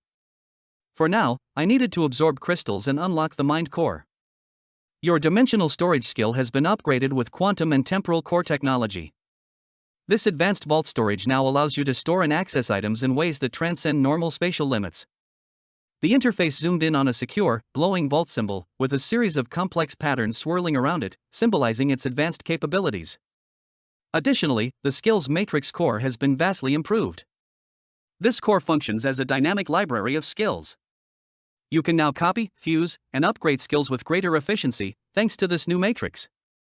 A complex, interconnected web of skills appeared on the display, each node representing different abilities and their potential enhancements. Echo continued, the integration of the new AI system offers strategic support and real-time analysis of your situation. I'll help you navigate challenges, optimize your abilities, and ensure your safety. The interface now displayed a map of my current location with various data points, predictive models, and real-time environmental analysis. But there was more. Echo outlined the additional cores that had been activated with the upgrade. Energy core, a central power source enabling energy manipulation and enhanced stamina. Sensory core, enhanced senses, environmental awareness, and extrasensory abilities. As Echo described each core, I felt a surge of power and understanding flow through me. My body stats were now displayed. Health, 1000. Strength, 50. Agility, 50. Stamina, 100. Intelligence, 80. Luck, 40. Endurance, 50. Perception, 50. Dead enemies will drop crystals, Echo explained, which can be used to top up your mental energy, expand your mental energy capacity, and upgrade your cores. The skills matrix uses mental energy to copy, fuse, and create skill crystals. These crystals can increase proficiency and be refined into more potent forms. I flexed my hand, feeling the implant's connection to my very being. This is insane, I whispered to myself, yet I couldn't deny the thrill of power coursing through me. You now have the tools to fight back, to change the course of history, Echo continued. But be cautious. With great power comes great responsibility, and many will seek to challenge you. Taking a deep breath, I nodded. Let's get started then. As I familiarized myself with the new interface, a sudden flash of memory struck me. I recalled the small round ball that had activated just before I time jumped. It had been the same object that contained the new Echo AI, and now its presence made sense. My belated reaction was tinged with a mix of curiosity and suspicion. Who was the stranger who had thrown the ball, and what were his true intentions? Echo's voice cut through my thoughts with a sense of urgency. Focus, Alex.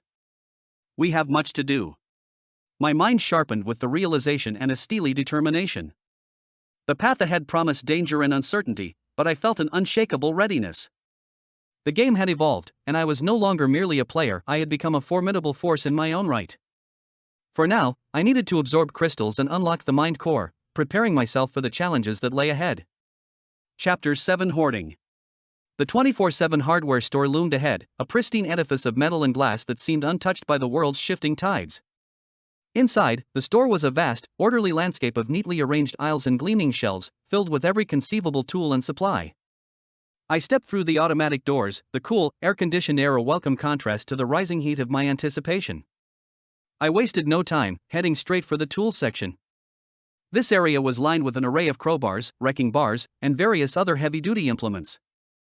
My eyes scanned the rows, searching for the perfect tools to enhance my combat readiness.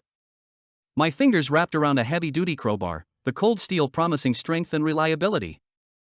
I tapped my left wrist implant, activating the storage function with a simple gesture. As my hand brushed the crowbar, it vanished into the vault with a satisfying, almost imperceptible click. I kept my focus sharp. Machetes of different sizes, each with a razor-sharp edge, were next. I grabbed a selection, their blades gleaming menacingly under the store lights. Alloy baseball bats, simple yet effective in close combat, also found their way into my virtual storage. Each time I selected an item, I tapped my implant and moved my hand, watching as it was effortlessly absorbed into the vault. The process felt almost like a choreographed dance. My mind raced with the logistics of storing items. Does the vault have limits? I wondered. Will it store everything efficiently? The technology was advanced, but uncertainty lingered. I continued through the section, picking up a few larger tools like sledgehammers and saws, each item a testament to the raw power and utility I might need. Next, I moved to the camping gear aisle. The shelves were stocked with tents, sleeping bags, and portable stoves. I picked up a compact, multifunctional camping stove, ideal for cooking meals in the wild. The tent was lightweight but durable, perfect for shelter. I selected several sleeping bags, choosing those that promised warmth and comfort. Each item was carefully chosen to ensure my survival in the unpredictable days ahead. The food section was a contrast of color and variety. I filled my cart with energy bars, chocolate, nuts, and protein-rich varieties, all high in calories and easy to consume on the go. I added instant noodles and freeze-dried meals, staples for anyone expecting extended periods away from civilization. Canned goods like beans, soups, and vegetables were also added, their long shelf life making them practical choices. I hesitated momentarily at the toilet paper aisle, where the enormity of the situation began to sink in. The thought of mundane necessities like toilet paper alongside my more tactical preparations seemed oddly reassuring. I grabbed several large packs, stacking them carefully in my cart. Water was a crucial addition. I loaded cases of bottled water into my cart, calculating the number of liters needed to sustain me through uncertain times. Each case was heavy, but my determination gave me the strength to maneuver them effortlessly. The store's orderly aisles and bright lights stood in stark contrast to the gravity of my mission. My inner dialogue buzzed with questions about the efficiency of my storage method. Is there an optimal way to arrange items in the vault? I mused. What if I need something immediately? I took a deep breath, pushing the cart toward the checkout. My focus was unwavering, my mind fixed on the immediate need to gather as much as possible. The simplicity of the store's environment, a contrast to the chaotic world outside, allowed me to concentrate on my task with precision. As I checked out, I glanced around the store one last time. It was an oasis of normalcy, soon to be replaced by a reality far more chaotic and dangerous. I made a mental note of the supplies I had secured and what I might still need. Each item in my vault was a crucial part of my plan, a step towards preparedness in the face of an impending storm. With my cart now empty and my vault brimming with essential supplies, I felt a mix of relief and anticipation. The hardware store, with its pristine aisles and orderly shelves, had provided me with the tools and provisions necessary for the challenges ahead. As I exited, the world outside felt a step closer to unraveling, but my preparations had put me in a stronger position to face whatever came next. As the clock continued to tick past 1 a.m., the darkness cloaked the city in an impenetrable shadow. I sprinted toward a second store. My breaths came in determined puffs, adrenaline surging as the hours ticked down. The store's bulk warehouse lay just beyond the weakened security door, which I kicked open with a resounding crash. The dimly lit warehouse revealed rows of shelves and stacks of pallets, all bearing neatly labeled cartons that seemed to stretch into the shadowy depths of the building. Inside, the warehouse was a treasure trove of supplies. Shelves groaned under the weight of bulky items, towering pallets of camping gear, cases of bottled water, and rows of carton boxes filled with non-perishable food. The cool, stagnant air of the warehouse contrasted with the frenzied pace of my movements. I paused for a moment, my eyes scanning the room with practiced efficiency. Echo, scan for valuable items I missed at the first store, I ordered, my voice echoing slightly in the cavernous space. Echo's voice was calm and steady. Understood. Initiating scan. A moment later, Echo's advanced holographic overlay activated. A translucent, neon blue grid appeared in my vision, pinpointing and highlighting items of high value that I had overlooked in the first store. Important resources, such as additional cases of medical supplies and high-quality tools, glowed brightly, drawing my attention. All right, this will save me some time. Let's see what's still worth grabbing. Echo, mark the locations of the highlighted items. As Echo's holographic display mapped out the remaining valuable resources, my eyes followed the glowing indicators to different sections of the warehouse. I quickly moved to a shelf previously overlooked, now illuminated with bright blue outlines of high-value items. Each highlighted carton contained supplies I hadn't thought to grab earlier: high-grade first aid kits, premium camping gear, and additional cases of freeze-dried meals. I approached the newly marked shelves, my hands working swiftly. I tapped my implant, watching as items vanished from the physical world and reappeared in my vault. The process was fluid and efficient, every item neatly categorized and stored with precision. The warehouse's cool, industrial air was a stark contrast to the warmth of my urgency, and the ticking clock echoed in my mind, a relentless reminder of the impending chaos. These additions are crucial. The more I can store now, the better prepared I'll be. Echo's scan is a lifesaver. With the valuable items now secured, my attention turned to the remaining resources. I continued my systematic sweep of the warehouse, making sure to check each highlighted section. The holographic overlay provided a sense of assurance, ensuring that I wouldn't overlook anything essential. As I worked, my thoughts raced. I've got to get this all sorted before it's too late. Every second counts. Echo, keep monitoring for any more resources. Echo responded with a calm tone. Continuing to scan. I'll alert you to any additional items of interest. The process was methodical, each item vanishing from the warehouse and reappearing in my vault with the flicker of my implant. I managed to load cases of bottled water, camping gear, and additional instant food. The weight of my preparations hung heavily on my shoulders, a tangible reminder of the storm that was about to hit. With the bulk of my haul completed, I exited through the battered security door, the cool night air hitting my face as I moved away from the warehouse. The anticipation of the impending chaos tightened its grip on me, but for now, I felt a small measure of reassurance. Echo's assistance had been invaluable. Hey! Stop right there. Hand over your loot. We know you've got something good. The voice cut through the night with a jagged edge, low and gruff, dripping with menace. It was a rough, mocking tone, carrying the weight of a hardened life of crime. The accent was heavy, tinged with regional grit, each word spat out like a threat. My eyes darted to the group of dark figures, gangsters, I noted, calculating the odds. The tension was palpable, the dimly lit parking lot casting long, menacing shadows. I raised my hands slightly, attempting to diffuse the situation with a calm tone. Look, I don't want any trouble. I'm just here to get supplies. You don't have to do this. But the gangsters weren't interested in negotiations. The leader's gaze was sharp, his hand casually resting on a concealed weapon. We're not asking twice. Hand it over, or things are going to get ugly. I took a deep breath, feeling the weight of the situation settle in. My hand moved subtly towards my left wrist, tapping the implant. The familiar hum of the vault feature activated, and I felt the reassuring presence of my stored weapons. The streetlights cast harsh, flickering shadows over everything, making every gesture and expression starkly visible. The gangsters advanced, their aggressive stances leaving no room for doubt. I readied myself, fingers finding the grip of a large crowbar from the vault with a practiced flick. The cold steel felt comforting against the heat of my mounting tension. As the first gangster lunged with a crude knife, I sidestepped the attack with a swift movement, swinging the crowbar in a wide arc. The clang of metal against metal echoed sharply, and the attacker stumbled back, wincing in pain. The fight erupted swiftly and fiercely. I was a blur of motion, my movements precise and controlled. Each swing of the crowbar blocked and countered their attacks, my enhanced strength and combat skills giving me a decisive edge.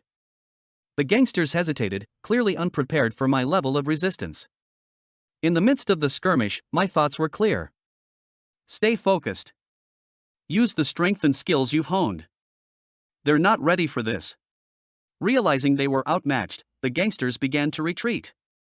The leader shot me a venomous glare before signaling his group to fall back. Their retreat was punctuated by the echo of metal clashing and shouted threats as they vanished into the darkness. As I wiped the sweat from my brow, the adrenaline still coursing through my veins, I scanned the scene. 2 gangsters lay unconscious on the ground. My eyes darted over the various skill possibilities that had been hinted at during the fight. I needed to figure out how to use the skill matrix to my advantage. Echo's voice cut through the tension, calm and steady. Alex, it's time to familiarize yourself with the skill matrix. I can guide you through its functions. I nodded, taking a deep breath to steady myself. All right, Echo. What do I need to know? First, you should understand that the skill matrix has several modes, Echo began, her voice soothing. Here's how it works. Copy mode. To copy a skill, you need to make physical contact with the person or creature possessing it. If they are dead or severed, you can still copy the skill, but the process is limited to 1 hour. Fuse mode. This mode allows you to combine 2 skills into a new, unique ability. It requires careful planning and experimentation. Skill creation crystal mode. You can use these crystals to create entirely new skills or modify existing ones.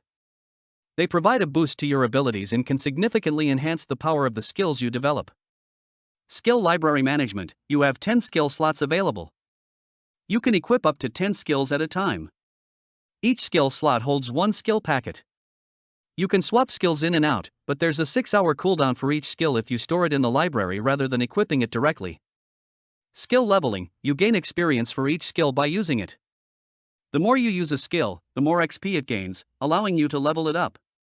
Rare crystals can boost the rate at which you gain proficiency, helping you level up faster. I glanced at the two unconscious gangsters, considering the potential skills I could extract. Echo continued, you'll want to decide which skills to focus on. For instance, you could extract intimidation from one of them and negotiation from another. Each skill is treated individually, and once a skill's proficiency reaches 100%, you can level it up. Got it, I said, taking a moment to think. So, let's say I want to start with intimidation and negotiation. How do I proceed? First, make physical contact with the gangsters, Echo explained. Initiate the copy mode by tapping your skill matrix core. You'll need to touch them directly to initiate the extraction. If they're dead, you have a 1-hour window. Once the skill is copied, it will appear in your skill library. From there, you can equip it or store it for later use. I approached the two gangsters, crouching beside them. I placed my hands on their bodies, feeling the familiar hum of the skill matrix activating. The process was quick and efficient. Echo's guidance made the task straightforward. As I finished extracting the skills, I stood up, glancing at the skill matrix display. Intimidation and negotiation now appeared as new entries. I could already see their potential applications. I turned to Echo. What's next? Now you can decide how to use these skills, Echo responded. Equip them as needed or store them for future use. Remember, you have a 6-hour cooldown for each skill stored in the library, so plan your usage accordingly. With this new understanding, I felt a surge of determination. The skill matrix was a powerful tool, and with Echo's help, I was ready to maximize its potential to face the challenges ahead. I glanced at the gangsters again, realizing this was an opportunity to extract more than just their standout abilities. If I could build a comprehensive library of skills, even the mundane ones, I'd have a broader range of options to draw from in the future. Echo, let's scan these two for any additional skills, I said, my voice steady with resolve. Understood, Alex, Echo replied. Initiating full skill scan.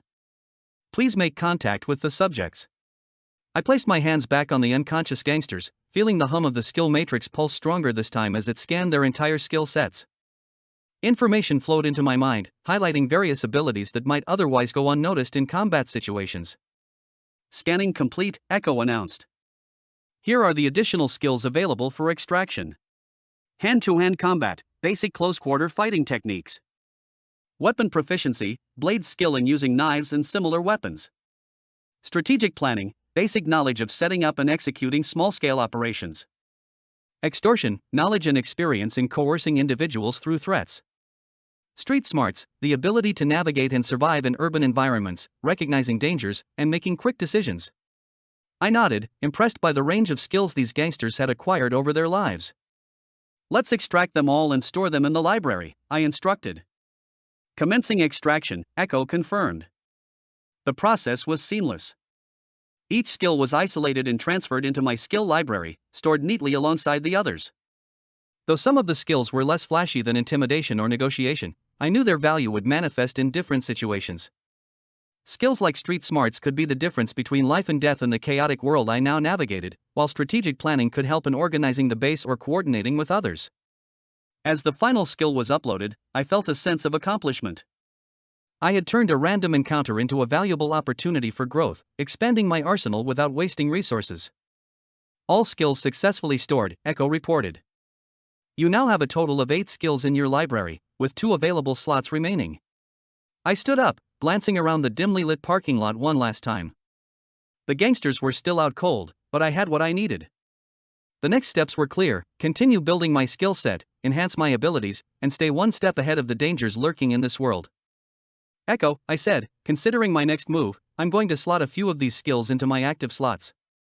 Start with hand-to-hand combat, weapon proficiency, blades, and street smarts. Affirmative, Echo responded. Slotting skills now. I felt a subtle shift as the skills integrated into my system. My body seemed to adjust, almost as if it was recalibrating to accommodate the new knowledge and techniques. The hand-to-hand combat skill sharpened my awareness of close-quarters fighting, giving me a sense of muscle memory that hadn't been there before. Weapon proficiency, blades, enhanced my grip and familiarity with the knives I had in my vault, making me feel more confident in wielding them. And street smarts, that one was more of an intuitive shift, heightening my ability to read the environment and anticipate trouble. Skills successfully slotted, Echo confirmed.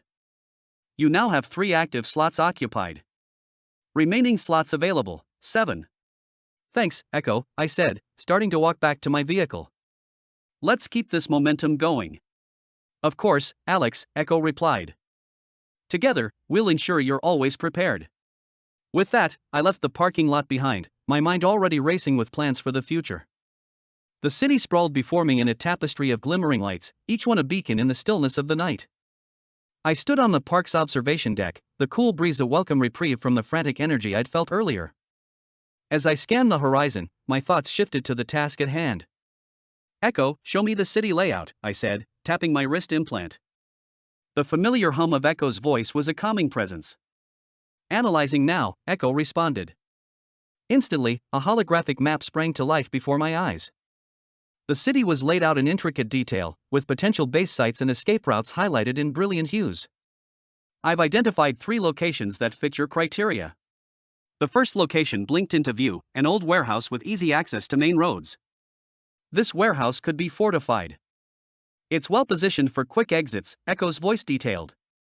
I mentally noted the warehouse's potential. It was near enough to major roads, making it a solid choice. The second location was an office building with a rooftop helipad. You might need to deal with security guards or find another route up, Echo cautioned.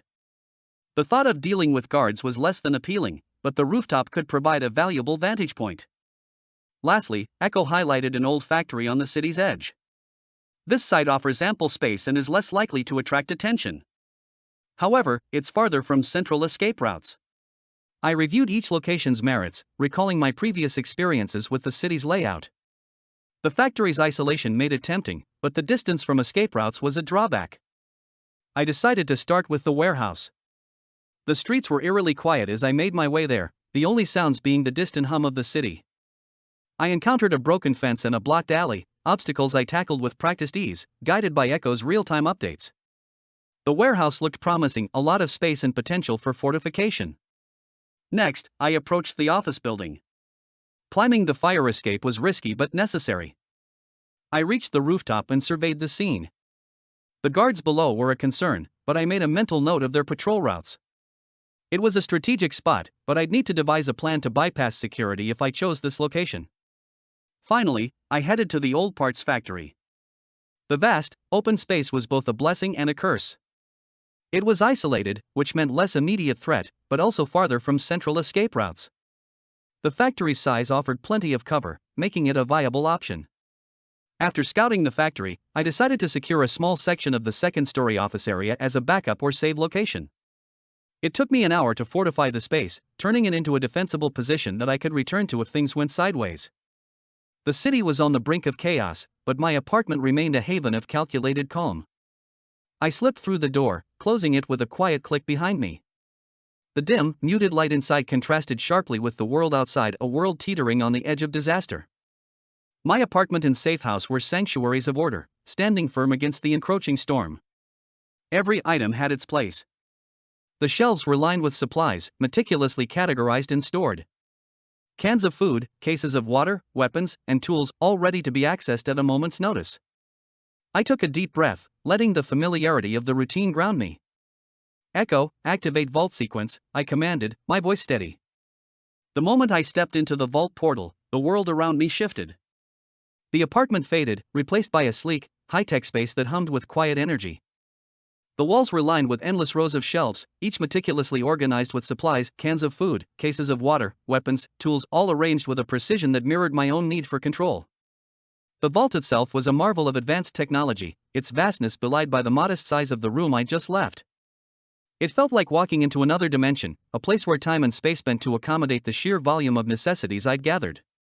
The air was crisp, sterile, and the low hum of machinery thrummed in the background, a constant reminder of the vault's otherworldly nature.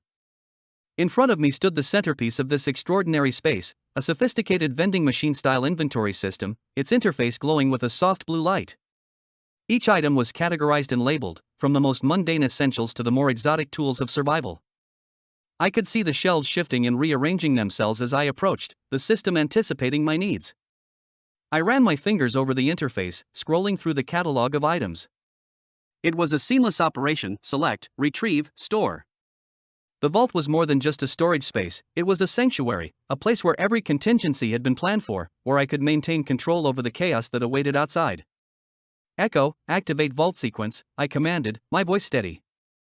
The machine whirred to life, responding to my touch with a smooth, fluid motion as the shelves adjusted themselves, presenting the items I needed with almost surgical precision. I began the final preparations, methodically going through my inventory. I checked each item off my list, ensuring that everything was in place. Weapons were sharpened, ammunition was sorted, food and water were rationed for easy access. Each movement was deliberate, each decision calculated. As I moved through the vault, I couldn't help but feel a sense of calm, a strange tranquility in the midst of the storm. This was my domain, a place where I could control the variables, where I could dictate the terms of my survival. Once everything was accounted for, I stood back and surveyed the vault one last time. The shelves gleamed under the soft lighting, every item in its place, ready to be deployed at a moment's notice. The calm of this space stood in stark contrast to the turmoil that was about to unfold outside. With a final nod of satisfaction, I turned and stepped out of the vault, the world of organized chaos fading behind me as the apartment came back into view. I had 6 hours left before Doomsday began, and I was ready. Doomsday was looming, and every second counted. I leaned against the kitchen counter, eyes fixed on the holographic interface that pulsed softly in the corner of the room. Echo, I began, my voice steady despite the impending threat. Ethan mentioned that acquiring a healing skill would be crucial. What's the best way to find it?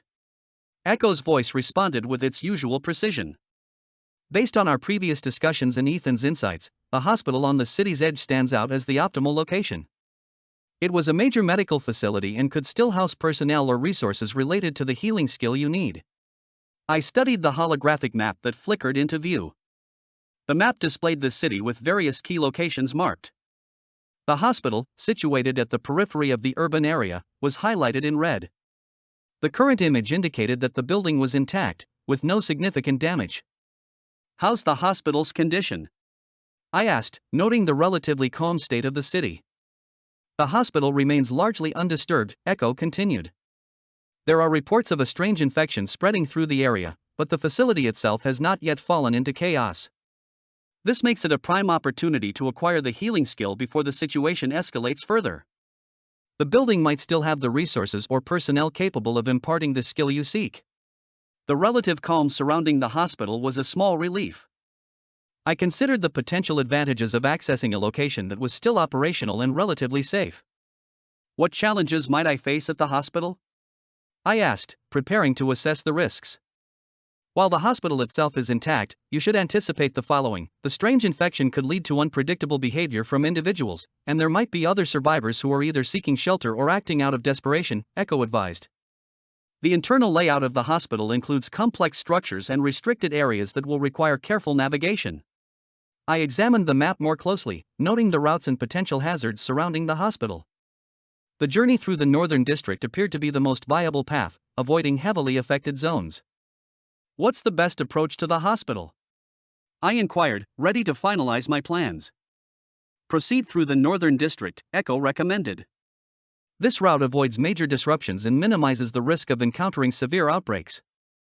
While there are no detailed reports of zombies on this path, the area's current state necessitates cautious travel. I started organizing my gear, focusing on essentials for both defense and efficient navigation. The relative calm provided a brief window to secure the healing skill before the impending doomsday would inevitably intensify the risks. Echo, I said, keep me updated with any changes to the situation at the hospital or any new developments. I'll prepare and head out soon. Understood, Echo confirmed. I will provide real-time updates and guidance as you proceed towards your objective. With the plan in place and preparations underway, I felt a surge of resolve. The hospital, while a potential hotspot for risk, offered a crucial opportunity to secure a healing skill that could be invaluable. The city's edge was swathed in the dull gray of impending disaster as I arrived at the hospital. Time was slipping away, and with only 2 hours left before Doomsday, the once respectable institution had transformed into a battleground of disorder. The parking lot, strewn with debris and abandoned vehicles, gave way to a crumbling facade where shattered windows and torn banners flapped weakly in the breeze. Echo, what's the best approach? I asked, my voice a mixture of urgency and resolve. Proceed through the service entrance on the east side, Echo advised. The main lobby is heavily congested with injured and infected individuals. The east entrance will provide a less obstructed route. I nodded, moving swiftly across the parking lot, keeping low behind the cover of wrecked cars and broken barricades. The building's once polished exterior was now a grim testament to the chaos that had unfolded inside. The service entrance door groaned as I pushed it open, revealing a dimly lit corridor littered with overturned medical carts and debris. The familiar antiseptic smell was mixed with the acrid stench of sweat and fear. Echo's voice cut through the uneasy silence. "The West Wing is where you should focus your search," Echo said. "Recent scans indicate heightened activity and potential medical personnel. The situation has deteriorated rapidly, and the risk of encountering infected individuals is high." I moved cautiously, every step deliberate as I navigated the labyrinthine halls. The corridors were a chaotic mess of strewn papers, broken equipment, and makeshift barricades. Distant cries and muffled groans grew louder as I approached the West Wing. As I reached a fork in the hallway, I saw signs of increasing disorder, wounded individuals, some exhibiting signs of infection, and hastily constructed triage areas. The hospital's interior was a snapshot of frenzied activity, injured survivors sprawled on gurneys, medical staff working frantically, and new arrivals adding to the chaos. "Echo, provide an updated route," I requested, feeling the mounting tension. "New information indicates that the West Wing is now a hotspot for both medical and infected individuals," Echo informed me. "Take the service stairs to the second floor. You'll find a more controlled environment and possibly a doctor in the administrative offices." I maneuvered through the cluttered corridors, my heart pounding as I ascended the stairs. Each step felt heavier with the growing sense of urgency. The second floor was quieter but still chaotic. Makeshift medical stations had been set up in what used to be administrative offices, and medical personnel were stretched thin, attending to the injured. I spotted a figure working intently amidst the chaos, a woman in a stained white coat, her face set with determined focus.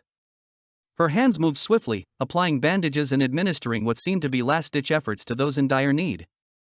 "Echo, is she the one?" I asked, scanning the scene. "Affirmative," Echo confirmed. "She appears to be a skilled medical professional.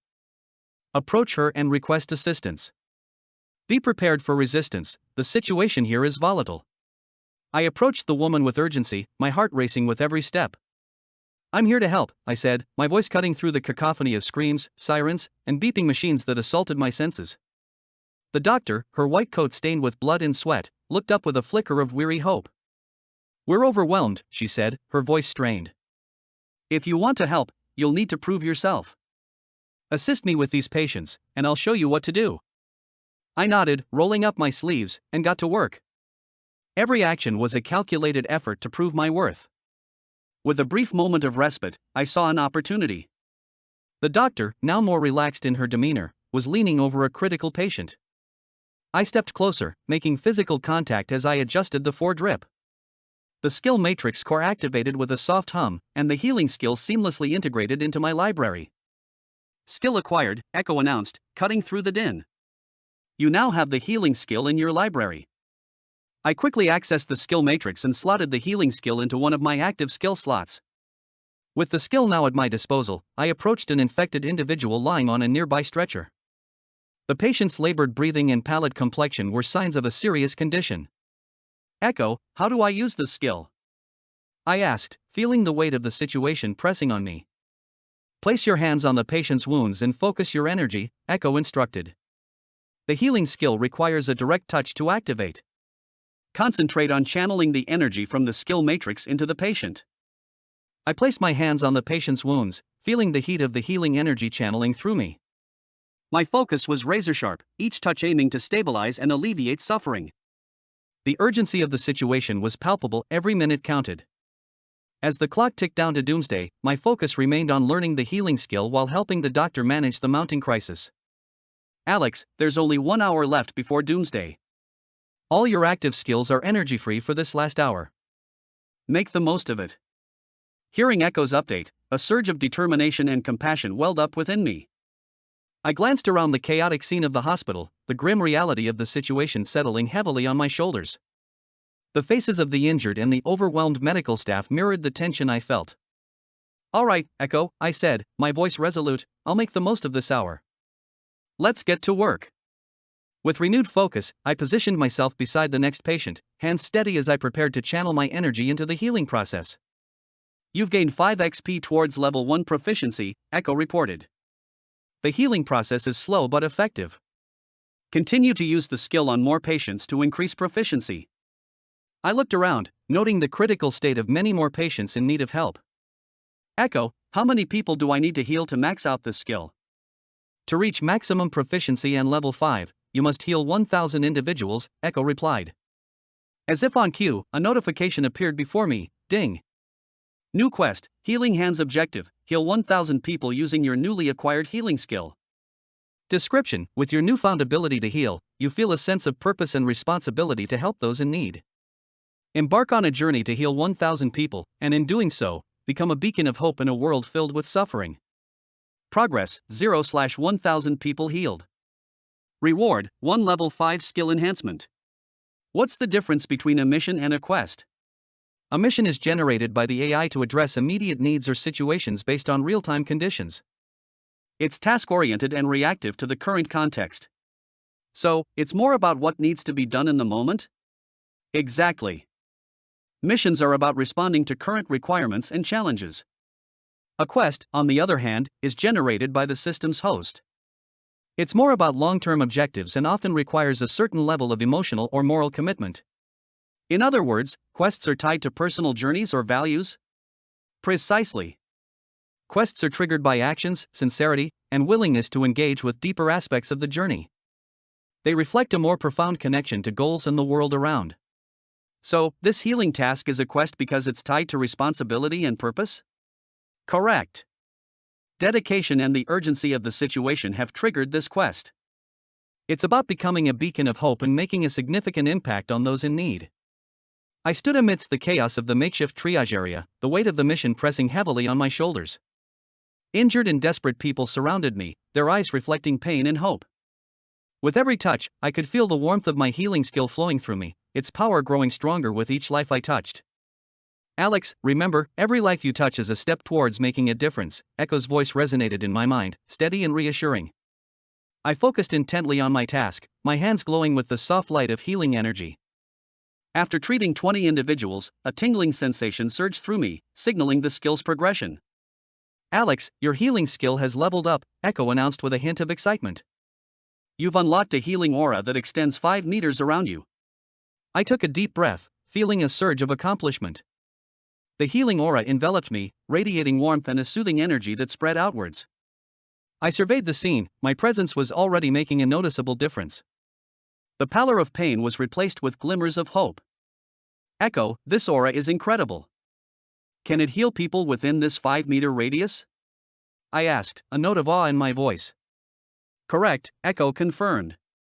As you continue to heal within that range, your aura will become stronger and more efficient. With renewed determination, I set to work, moving through the triage area with purposeful strides. Each time I healed someone, I could feel the skill progressing. The aura's radius expanded, and my confidence grew. By the time I had healed 40 more individuals, my healing aura stretched to 15 meters. The increased range allowed me to assist more people simultaneously, and the gratitude in their eyes was a powerful motivator. You've gained 10 XP towards level 3, Echo reported. Your aura's range has increased to 15 meters. Continue at this pace, and you'll unlock even more abilities. I kept moving, a sense of urgency propelling me forward. Each healing was a step closer to my goal, and the aura's expanding reach was a tangible sign of progress. When I reached the milestone of 160 healed individuals, the aura extended to 25 meters, its power palpable as it washed over the suffering crowd. Level 4 unlocked, Echo informed me. Your aura now covers 25 meters. The effectiveness of your healing has also improved. By the time I had healed 300 people, the aura's radius was at its maximum of 50 meters, and I felt a profound sense of accomplishment. Echo's updates kept me informed, urging me to continue. You've gained 20 XP towards level 5, Echo announced. Your healing skill is now at its peak level, but not yet maxed. You will unlock the enhancement add-on once you max level 5 proficiency. The new ability to regenerate tissue was a powerful addition, allowing me to heal wounds more deeply and rapidly. I glanced around at the sea of faces, each one reflecting a glimmer of hope. I knew I had to push forward, healing as many as I could before the Doomsday timer runs out. Echo, what's the next step? I asked, ready to embrace the challenge. You've healed 520 people so far, Echo said, and your quest is far from over. You must heal 1,000 to complete this task. Use your newly acquired skill to its fullest potential. I nodded, steeling myself for the challenge ahead. The scale of the task was daunting, but the progress I had made fueled my determination. I was ready to face the next steps, to heal more lives and bring hope to those in desperate need. Echo, I said, I need to scan the area. Show me where the most densely grouped people are. I want to focus my healing aura on the largest groups to be as efficient as possible. Understood, Echo replied. A map materialized in my HUD, displaying a detailed layout of the triage area. The map highlighted clusters of people with varying colors indicating the density of each group. I've calculated the time remaining for your 1-hour free energy boost, Echo continued. You have 25 minutes left. The clusters marked in red are the largest and most densely packed. If you focus your healing efforts on these areas, you'll cover the maximum number of individuals before the boost expires. I studied the map closely. The red clusters represented groups of people huddled together, their suffering evident even from the digital display. Each cluster was labeled with an estimated number of individuals, giving me a clear view of where to direct my healing aura. Echo, how long will it take to heal everyone in these dense clusters? I asked, my eyes scanning the map. Based on the current distribution and your healing rate, it will take approximately 10 minutes to heal all individuals in the red clusters, Echo calculated. That leaves you with 15 minutes for any additional areas that may require attention or for dealing with individuals outside the clusters. I nodded, the plan forming in my mind. Alright, let's start with the largest clusters. I'll focus my efforts there and then reassess the situation. I set off, moving towards the nearest red cluster. The healing aura expanded around me, reaching out to the people in the dense groups. Each touch brought relief, the pain and exhaustion visibly easing from their faces. I could feel the energy from the free boost flowing through me, enhancing the effectiveness of my healing. As I worked, Echo continued to update me on my progress. You've healed 200 people from the red clusters so far. You have 20 minutes remaining for the free energy boost. I pushed on, determined to maximize the impact of the boost. The map in my HUD helped me navigate through the clusters, ensuring that I was covering the areas that needed it most. The faces around me, once filled with despair, were now showing signs of hope and recovery. Echo, how are we doing on time? I asked, my focus unwavering. You've healed 350 people in the dense clusters, Echo reported. You have 10 minutes left. Continue to prioritize the remaining individuals in these areas. With a final surge of energy, I completed the healing for the remaining people in the clusters. As the last few moments ticked away, I could see the transformation in the crowd. The collective pain had diminished, replaced by gratitude and relief. You've successfully healed everyone in the dense clusters, Echo confirmed. Your free energy boost has expired, but you've made significant progress. Continue to use your healing aura efficiently as you move forward. Feeling a deep sense of accomplishment, I took a moment to survey the area. The immediate impact of my efforts was evident, but I knew there was still much work to be done. I adjusted my approach, ready to tackle the remaining challenges with renewed resolve. Thanks, Echo, I said, grateful for the guidance. Let's keep moving and finish this quest. The makeshift triage area was a whirlwind of movement and desperation. I was caught in the throes of a healing frenzy, my hands a blur as I tried to touch as many people as possible. The countdown on my HUD loomed ominously, my free energy boost was rapidly running out. Each moment felt like a race against time. Echo, how much time is left? I asked, my voice tight with urgency. The free energy boost will end in 30 seconds, Echo's voice cut through the chaos. You have 20 people remaining to heal. A wave of anxiety surged through me. I had to finish the quest, but the time was slipping through my fingers like sand. I glanced around, assessing the scene, wounded and suffering people still in need of my help. I felt a pang of desperation. I couldn't let this quest end in failure. As the countdown hit 0, the energy boost dissipated, and the glow of my healing aura dimmed. The Doomsday clock struck, marking the end of the brief respite. I had to act quickly. My free energy was gone, but my determination burned brighter than ever. Echo, I'm going outside. I'll use my own mental energy to finish healing the remaining individuals, I said, my resolve hardening. Be cautious, Alex, Echo advised. You'll be expending your mental reserves. Keep your focus sharp. I sprinted out of the triage area, moving with swift, purposeful strides. The scene outside was chaotic, people were scattered, and the infected continued to pose a threat. I channeled every bit of mental energy I had left, pushing myself beyond my usual limits. Each person I approached felt a surge of healing power as I touched them, the intensity of my focus amplifying the effect. You've healed 10 of the remaining 20, Echo informed me, her tone urging me on. Keep going, you're almost there. With the doomsday clock ticking down, I threw myself into the task. My hands moved with precision, my mental energy flowing into each individual.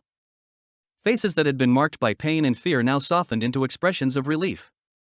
The weight of my exhaustion was heavy, but the sight of these people finding solace kept me pushing forward. You've healed 15 of the 20, Echo reported. Only 5 more to go.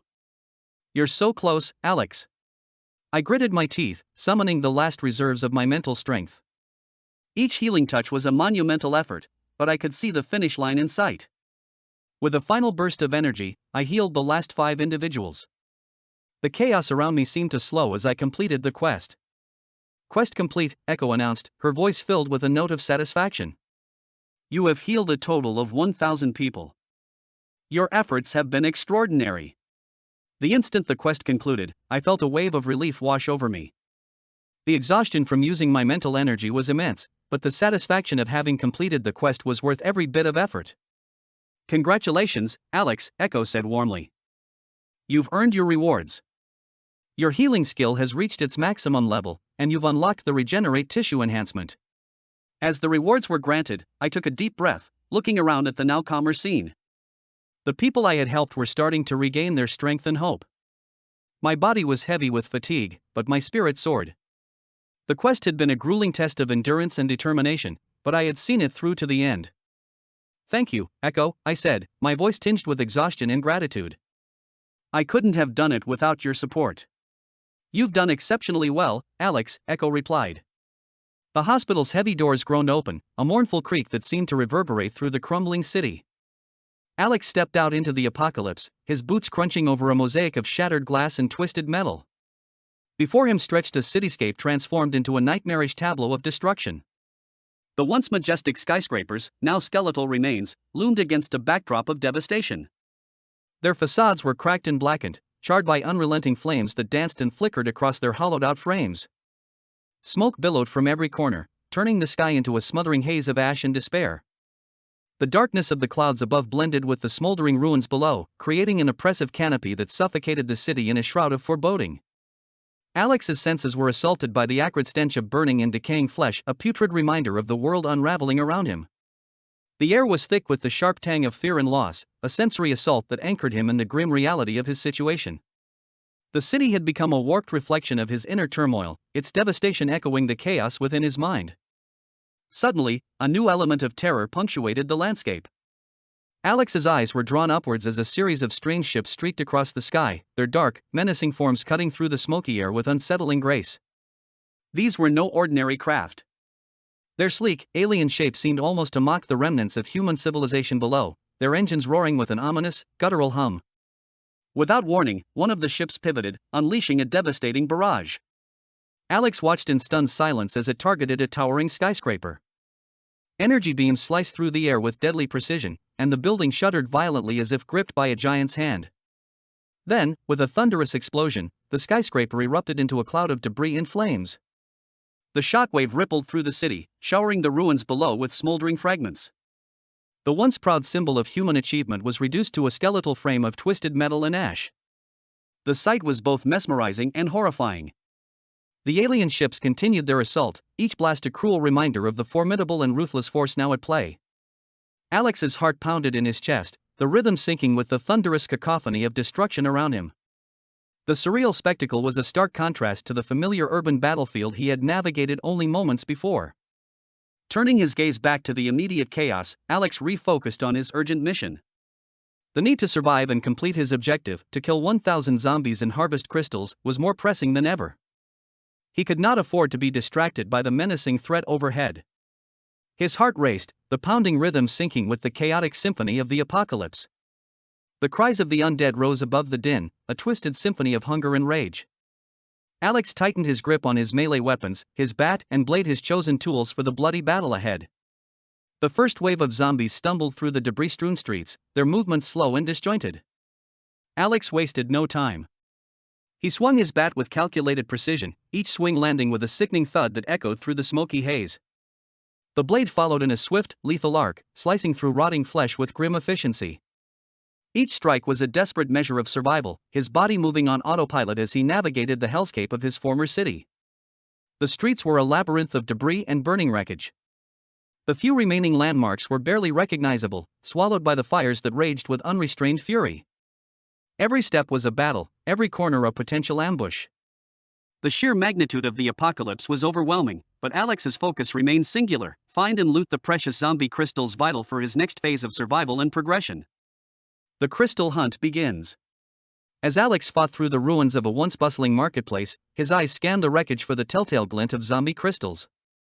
These rare, pulsating gems were crucial for unlocking his mind core and enhancing his abilities. His HUD flickered with a persistent glow, guiding him toward clusters of these valuable resources. He spotted a cluster of crystals embedded in the rotting remains of zombies near a smoldering food truck. The crystals glowed with an eerie green light, casting a ghastly luminescence over the surrounding carnage. Alex moved with practiced efficiency, clearing the area of any remaining threats before crouching beside the precious gems. His blade flashed with deadly precision as he cut down stragglers, ensuring a safe zone around his collection site. The crystals varied in size and color, each one a potential reservoir of power. He gathered them swiftly, their glow pulsating rhythmically, syncing with his own racing heartbeat.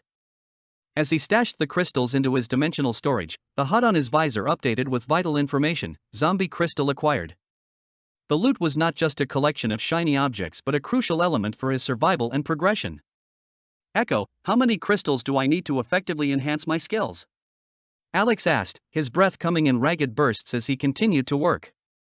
Based on your current progress, you'll need a significant number of crystals to fully upgrade your abilities, Echo replied, her voice a steady beacon amidst the chaos. Keep collecting as many as you can. Their energy will be crucial for your skill enhancement and future objectives.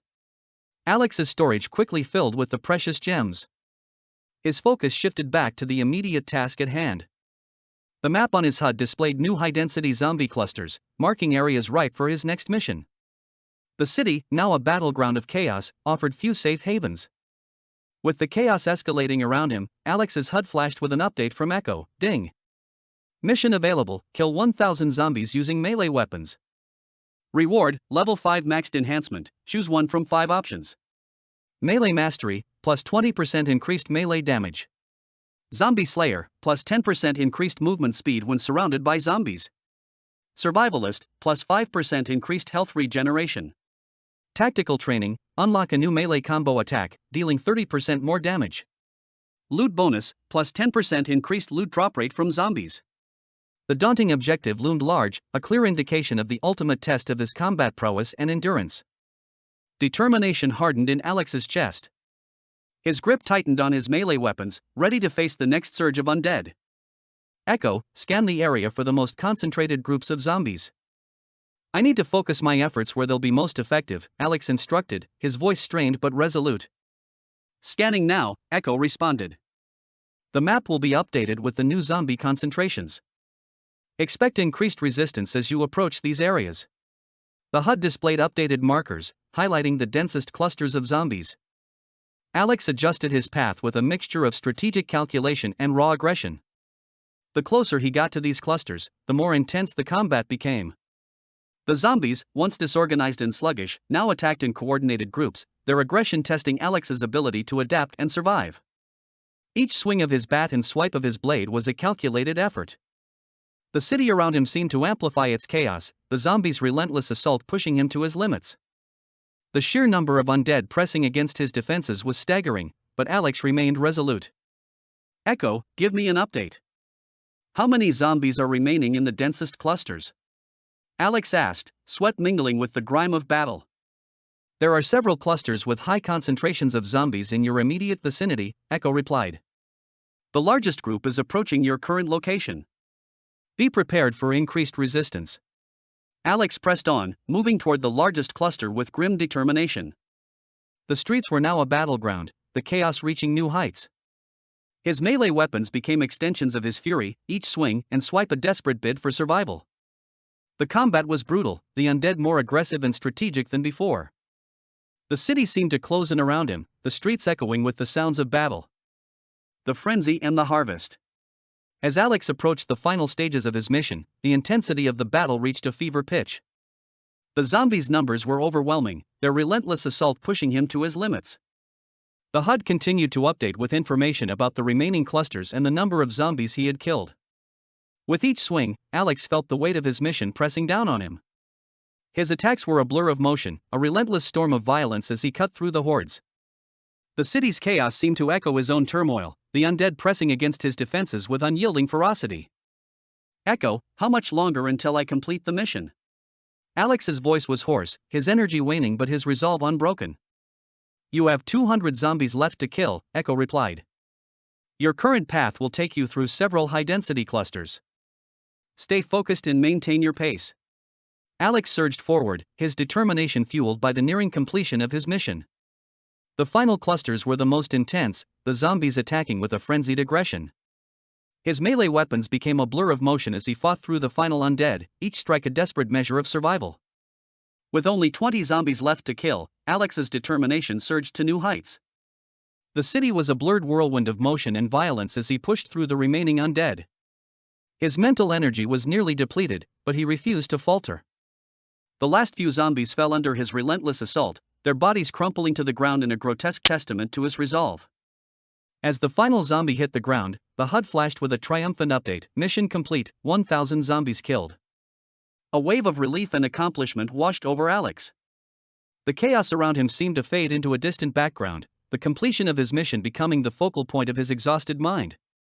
Congratulations, Alex. You've completed the mission, Echo's voice was a soothing balm amidst the devastation. You've gained significant experience and rewards for your efforts.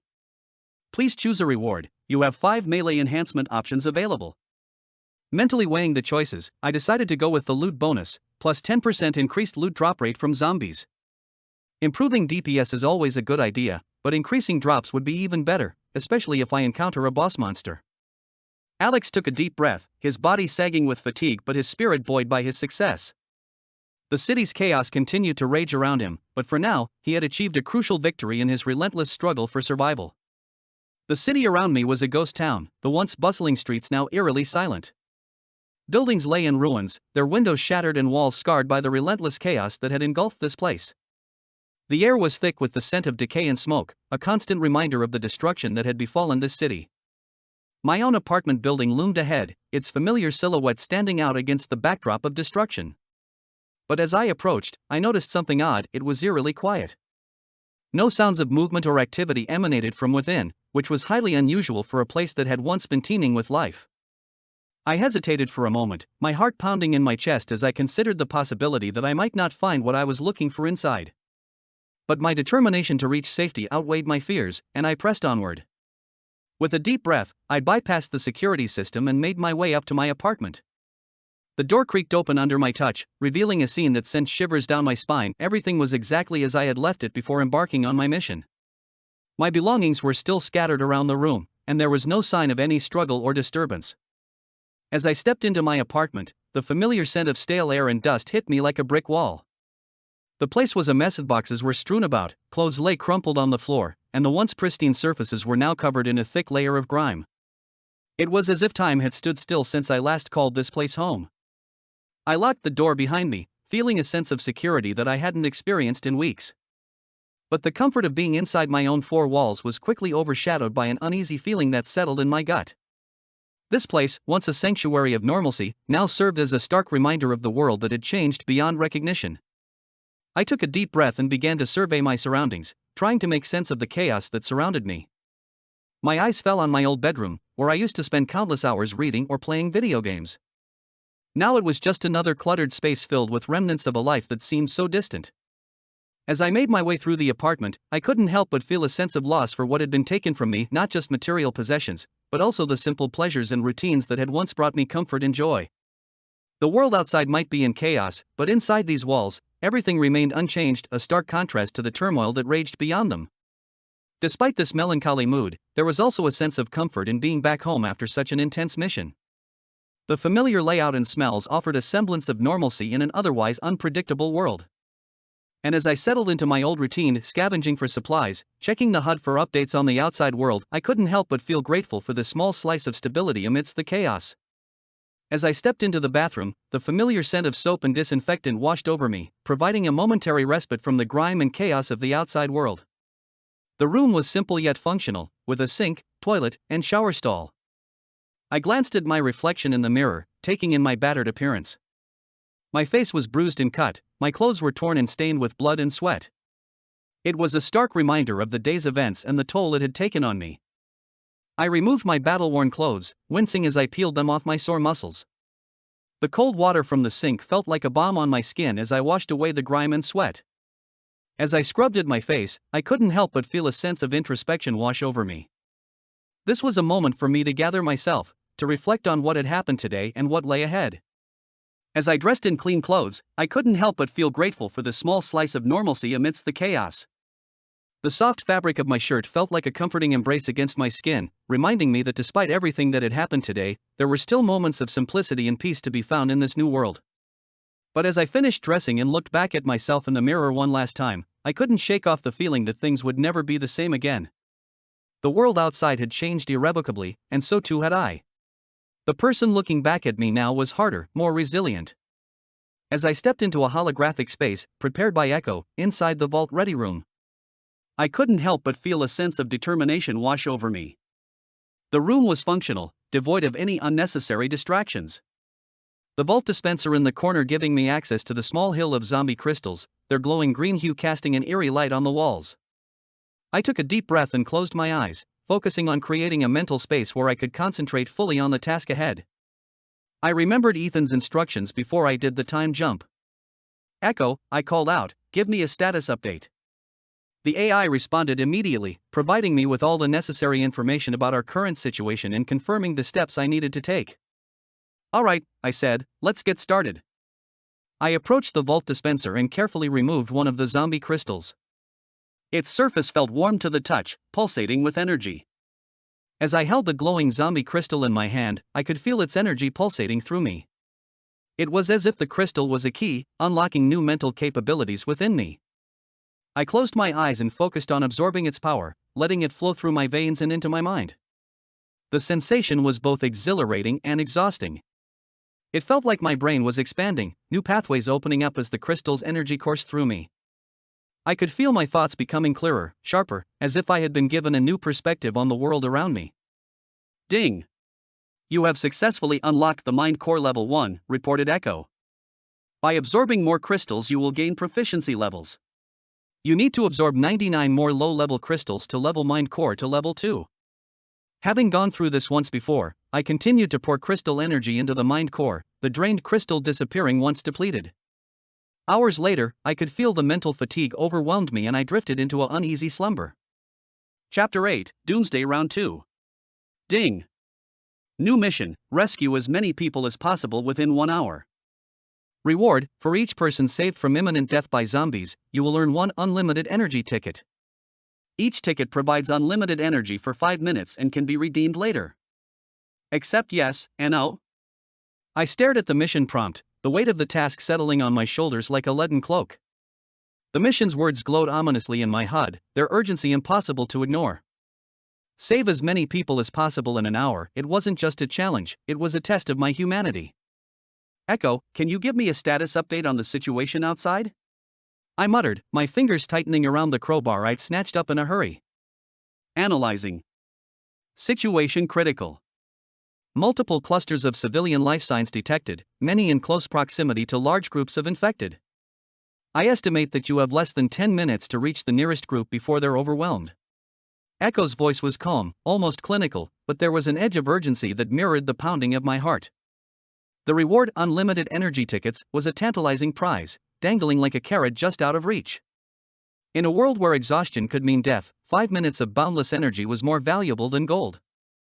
I could already see the strategic possibilities, sprinting through hordes of zombies without slowing, fighting with relentless force, pushing beyond the limits of human endurance. Those tickets could be a lifeline, not just for me, but for anyone I could save. I could feel the chaos brewing just outside my door, the sounds of screams and distant explosions creeping into my awareness like a rising tide. It was doomsday outside, and I was about to throw myself right into the heart of it. Alright, no time to waste, I said, more to myself than to Echo. My heart pounded in sync with the ticking timer that had appeared in the corner of my vision. 1 hour. 1 chance. Echo, display the map and highlight the nearest cluster of survivors. A map flared to life in my HUD, dotted with the telltale signs of life. Red for zombies, yellow for infected, and blue for potential allies, each color a beacon in the sea of chaos. The nearest group wasn't far, but with the city in its current state, distance meant nothing. I've marked the most efficient route to reach them, Echo chimed in. But be advised, the path is crawling with hostiles. You'll need to move fast and decisively. I took a deep breath, forcing myself to focus. Let's get this party started, I whispered, the adrenaline beginning to surge through my veins. Bursting out of the safe house, I was immediately greeted by the gruesome sight of a pack of zombies converging on a group of panicked civilians. Their terror was palpable, a dark cloud that hung heavy in the air. I didn't have time for hesitation. My crowbar swung in a vicious arc, connecting with the nearest zombie's skull with a sickening crunch. The undead fell like dominoes under the force of my blows, each strike fueled by a growing sense of urgency. Move, now. I barked, gesturing for the civilians to follow. They hesitated, their eyes wide with fear, but a glance at the advancing horde spurred them into motion. As we sprinted down the street, my HUD flashed a warning. Another cluster of blue dots was trapped in a nearby building, their life signs flickering like candle flames in a storm. I veered off, breaking through the barricaded entrance with a well-placed kick. The sight inside was enough to make my heart clench. A dozen faces, a mix of fear and hope, turned toward me. Follow me if you want to live. The words came out harsher than I intended, but there was no time for gentleness. I ushered them out, scanning for threats even as we moved. The streets were a war zone, the undead lurking around every corner, but we pushed forward, driven by the ticking clock and the promise of safety just beyond the horizon. Echo, status on the nearest secure zone? I gasped, my breath coming in ragged bursts. 3 blocks south. You're cutting it close, Alex. More infected are converging on your location. Noted, I gritted out, swinging the crowbar again, the weapon now slick with gore. But the thought of those unlimited energy tickets spurred me on, turning my fatigue into fuel. Every second mattered, every life saved was another step toward victory. The hours stretched on like an eternity, each second a heartbeat echoing in my ears. But finally, after what felt like an endless fight, the secure zone came into view. I could see the barricades, the makeshift defenses manned by desperate survivors. With one last push, I herded the final group toward the gates, their relief palpable as they crossed into safety. Ding! Mission complete. The reward screen flashed in my HUD, tallying the lives saved and the number of unlimited energy tickets earned. I stood there, breathing hard, my muscles trembling with a mix of exhaustion and triumph. 125 tickets in 60 minutes, nothing to scoff at. We did it, I whispered, half to myself, half to Echo, knowing full well that this was only the beginning. Standing in front of this building once more. I took a deep breath, steadying my nerves as I scanned the building with my HUD. The system overlaid a map of the structure, highlighting potential routes and marking any zombies in the area. It felt like I was peering into the very veins of the place, watching the flow of danger pulse through the corridors. A flicker of movement caught my eye, a cluster of red dots, slowly meandering through a nearby hallway. I chose a path that would allow me to avoid detection, weaving through debris-filled hallways and staying low to the ground. Echo, keep me updated on any shifts in the zombie patterns. I don't want to run into any surprises, I whispered, knowing the AI would pick up my request with its ever-vigilant sensors. Understood. Monitoring zombie movements. Advise caution, several larger clusters are converging on your position from the west.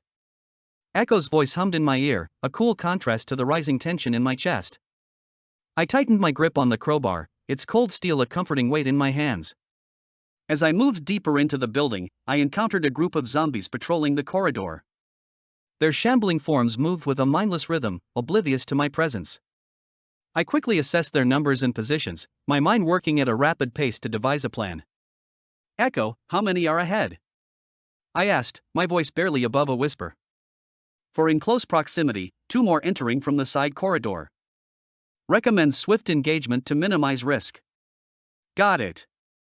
I launched a series of quick takedowns, my crowbar swinging with deadly precision.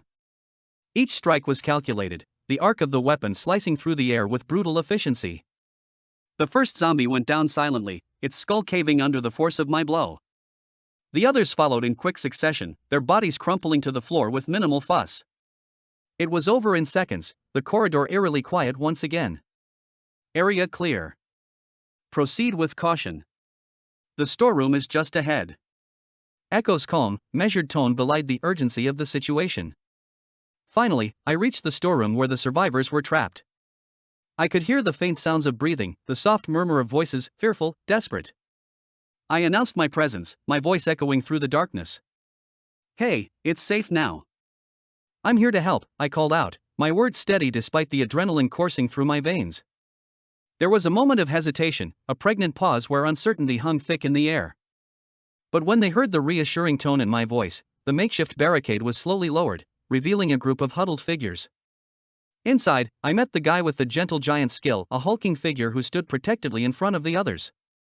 His broad shoulders and imposing stature might have been intimidating under different circumstances, but now, his face was etched with fear. His eyes widened as he saw me, recognition flickering in his gaze. He didn't raise any objections as I quickly assessed their condition. They were all exhausted and scared, but otherwise unharmed. The red-haired lady I had seen before clutched a makeshift weapon, a broken chair leg, like it was the only thing tethering her to sanity. "We need to get out of here," I said firmly, locking eyes with each of them to drive the point home. "And we need to do it quickly." I explained my plan for a coordinated escape, using stealth to avoid detection and moving as a group to ensure everyone's safety. The survivors nodded in agreement, their trust in me bolstered by the urgency in my voice. We set off through the building, every step measured and cautious. As we moved through the corridors, we encountered more zombies, some singly, others in groups. The gentle giant proved to be a liability during these encounters, his bulky form making it difficult for him to move swiftly. He hesitated, his strength useless against the fear that paralyzed him. It was a stark reminder that size and power meant nothing without the will to act. "Echo, how far to the exit?" I asked, my voice tense as we rounded a corner. "Approximately 50 meters. However, multiple hostiles are converging on the exit point. You'll need to act fast." The corridor stretched out before us, the exit tantalizingly close yet seemingly unreachable. At one point, we found ourselves cornered by a large group of zombies. The situation was dire, and I knew that I couldn't fight my way out this time by myself. In a moment of desperation, I decided to use one of my unlimited energy tickets, a rare resource that granted me temporary unlimited energy for 5 minutes. With renewed energy and power coursing through my veins, I felt an adrenaline rush like never before. "Echo, activate the ticket," I commanded, feeling the surge of energy flood my system as the ticket took effect. My fatigue vanished, replaced by a wave of unstoppable force. I charged into the horde of undead creatures, my heart pounding in my chest as I swung my crowbar and kicked with deadly precision. The zombies stumbled backward, unable to withstand the force of my blows. I could feel their bones crunching under my feet as I moved through the crowd, clearing a path for us to escape safely. "Move, now!" I shouted, the energy pulsing through me like a live wire. The survivors followed, their fear momentarily overridden by the sheer force of my will. My unlimited energy ticket lasted for a few minutes, but it was more than enough time to get us out of there. I glanced at my vault storage, taking in the sight of the gleaming energy crystals that filled its space. With every zombie I had taken down, my storage had filled with these precious resources. The fact that I was now passively collecting them made me feel somewhat invincible. My hands itched to use some of these crystals to improve my mind core reserves. The thought of unlocking more of my potential, of pushing the limits of what I could do, was a temptation that gnawed at the edges of my mind. But now wasn't the time. We still had to get out of here. "Echo, how's the path ahead?" I asked, my voice steady despite the chaos around us. "Clear for now, but you'll need to move quickly. More hostiles are inbound." "Understood. Let's finish this." We made it to the exit, bursting into the open air like prisoners breaking free from a cell. The survivors gasped in relief, their faces etched with exhaustion and gratitude. I turned to the gentle giant, who had finally found his courage in the last stretch. "You did good," I said, clapping him on the shoulder. "But next time, don't freeze up. We're all counting on each other out here." He nodded, a glimmer of determination returning to his eyes. It wasn't much, but it was a start. With the mission complete, I glanced back at the building, knowing that we had just barely scratched the surface of the horrors that awaited us. But for now, we had survived. And that was enough. As the survivors caught their breath outside the building, a wave of remorse flooded through me. The memory of what I had done the first time around gnawed at my conscience like a relentless vulture. They had managed to escape this time, unlike the first occurrence, when I had left them all to perish, particularly the kind-hearted behemoth whom I had impulsively thrown into the undead horde in a fit of fury. His life had been snuffed out by my hand, and the guilt had haunted me ever since. This time would be different. I vowed not to take another life out of rage. The gentle giant looked at me with a smile, his eyes filled with a gratitude that cut through the fog of my self-loathing. "Thank you, Alex," he said softly, his voice a deep rumble that somehow conveyed both strength and vulnerability. "You saved our lives today." I nodded, feeling a mix of pride and regret swell within me. It was a strange sensation, like two opposing currents colliding in my chest. "It was my pleasure," I replied, forcing a smile that felt almost foreign on my face. "We all owe you a debt of gratitude for your help." The words felt hollow, but I knew they were necessary.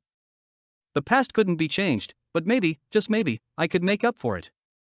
Echo's voice chimed in my ear, a soft reminder of the mission's success. "You've done well, Alex. The timeline is stabilizing, but there's more work to be done. Stick to the plan." I glanced at the survivors, their weary faces a testament to the horrors they had endured. They were safe for now, but I couldn't shake the feeling that this was just the beginning. The road ahead was long, and the shadows of the past still loomed large. "There's a survivor camp nearby, just on the outskirts of the city," Echo continued, her tone analytical.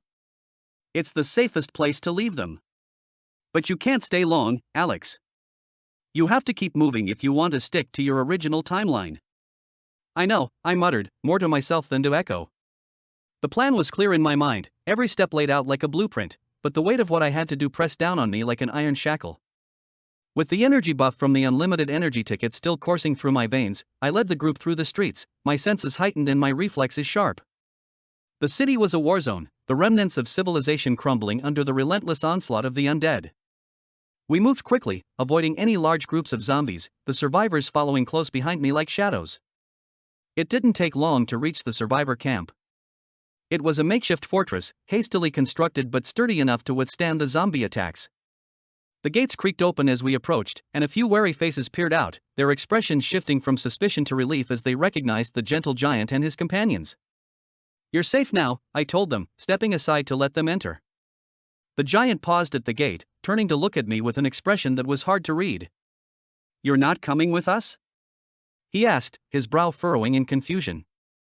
I shook my head, the weight of my decision settling in. "I can't. There are more people out there who need help. I have to keep moving." The giant nodded slowly, his expression softening into one of understanding. "You're a good man, Alex. Thank you for everything." I didn't know how to respond to that, so I simply nodded and watched as he joined the others inside the camp. As the gates closed behind them, I felt a strange mix of relief and sadness. They were safe, but my journey was far from over. "Alex, you need to hurry," Echo reminded me, her voice cutting through the fog of my thoughts. "You have less than an hour before the next event in your timeline. Every second counts." "Yeah, I know," I replied, pulling myself back into the present. Just before the energy buff expired, I approached each survivor, offering a handshake that was more than just a gesture of goodwill. As I grasped their hands, I felt a faint pulse of energy, the sensation of something being transferred between us. The familiar sound of the system notification rang in my ears, a satisfying confirmation of my actions. Ding! Copy skill leveled up to level 4. 8 additional skill slots have been unlocked. Echo, store all new skills in the library. I only want the gentle giant skill for now. I want you to max its proficiency and level. Use the low-level crystals first. Ding! Skill Gentle Giant level 1 has been copied. Ding! Gentle Giant maxed at level 5, plus 250% strength, passive skill. Skill moved to active slots. 21 open skill slots remain. A small smile tugged at the corners of my mouth as the notifications faded. The system's rewards were a tangible reminder of the progress I was making, each new skill slot a step closer to becoming the person I needed to be.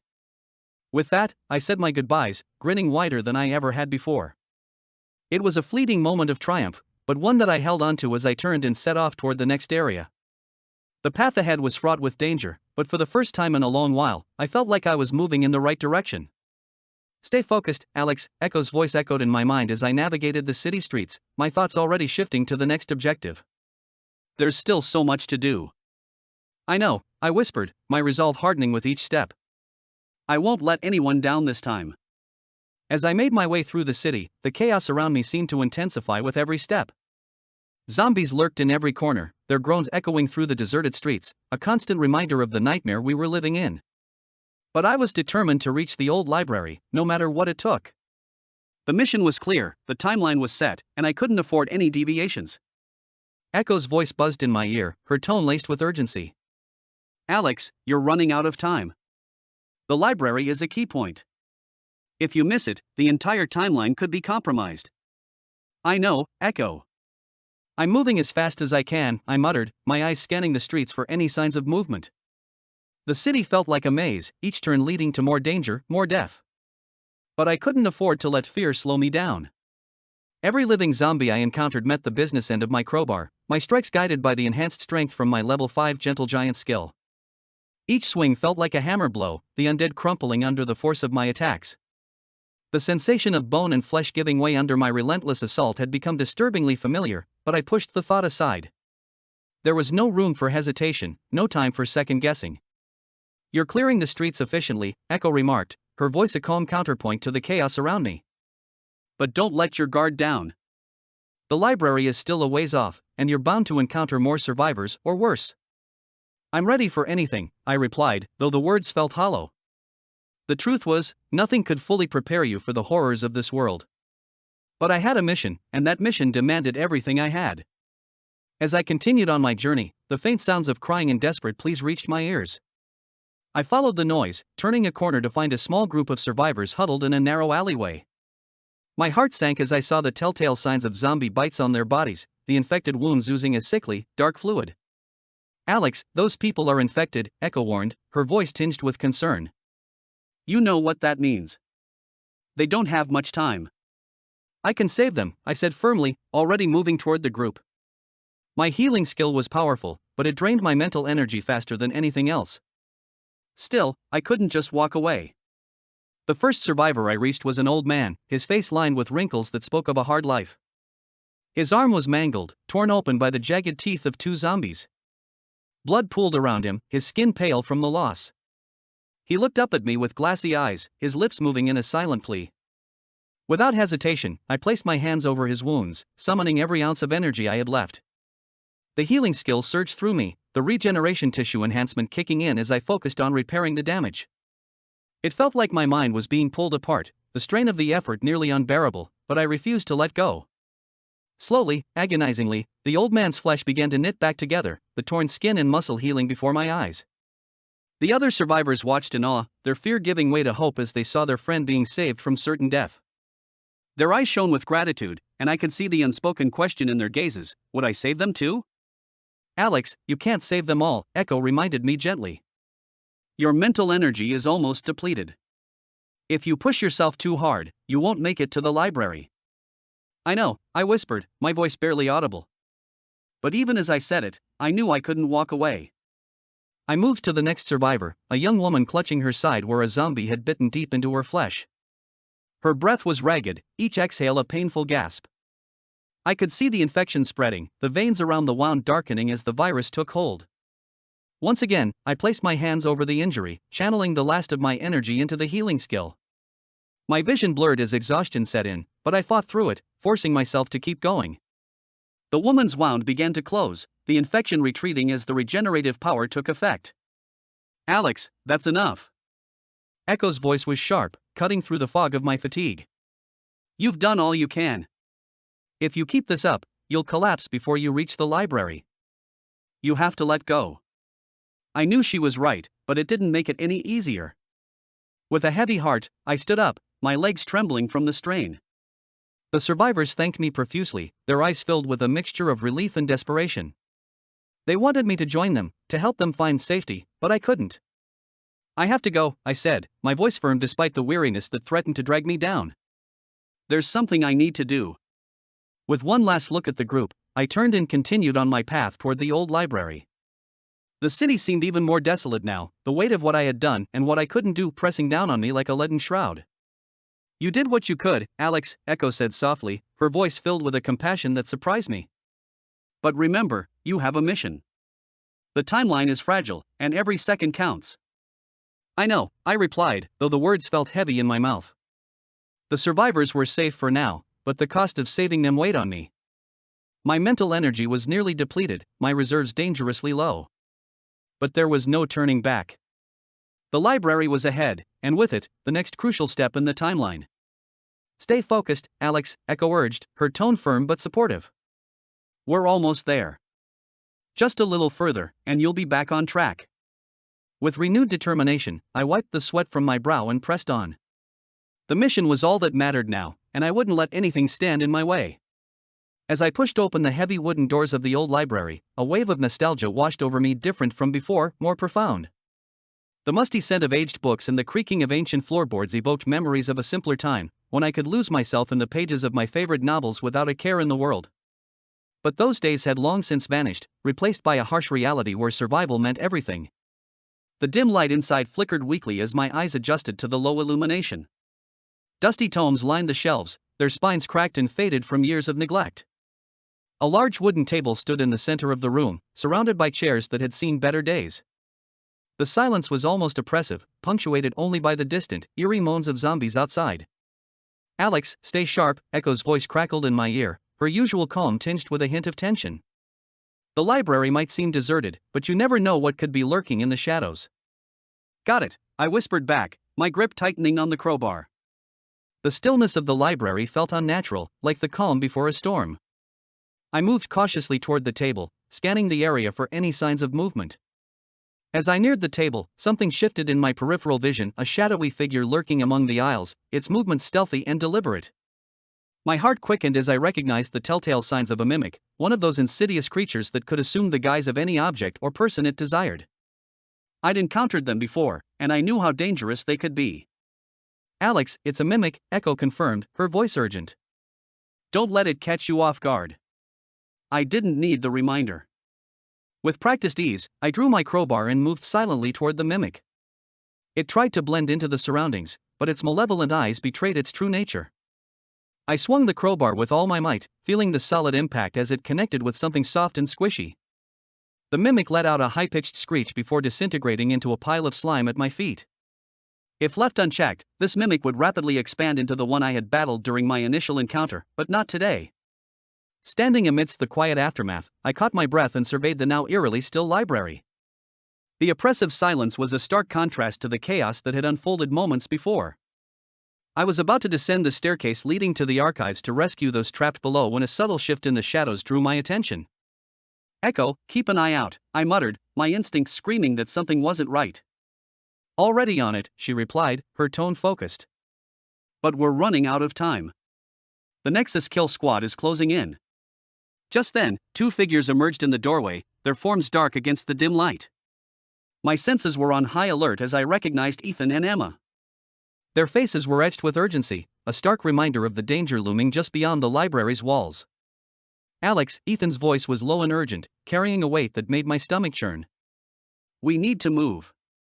The Nexus kill squad is closing in, and we're running out of time. My gaze flickered between Ethan and the stairs leading to the archives. The people down there, could I really leave them to fend for themselves? I thought I had more time. I need to save everyone down there. Emma's eyes softened with concern as she stepped closer. We've got a plan to extract the trapped people, but you're the priority. The Nexus is relentless. If they catch you, it won't just be you at risk. I clenched my jaw, torn between the mission and the lives I had sworn to protect. Ethan's hand rested on my shoulder, a firm yet reassuring gesture. You've done everything you can. Let us handle the extraction. We need to get you out of here. Reluctantly, I nodded, knowing the immediate threat of the Nexus kill squad required a strategic retreat. All right. But we're not leaving anyone behind.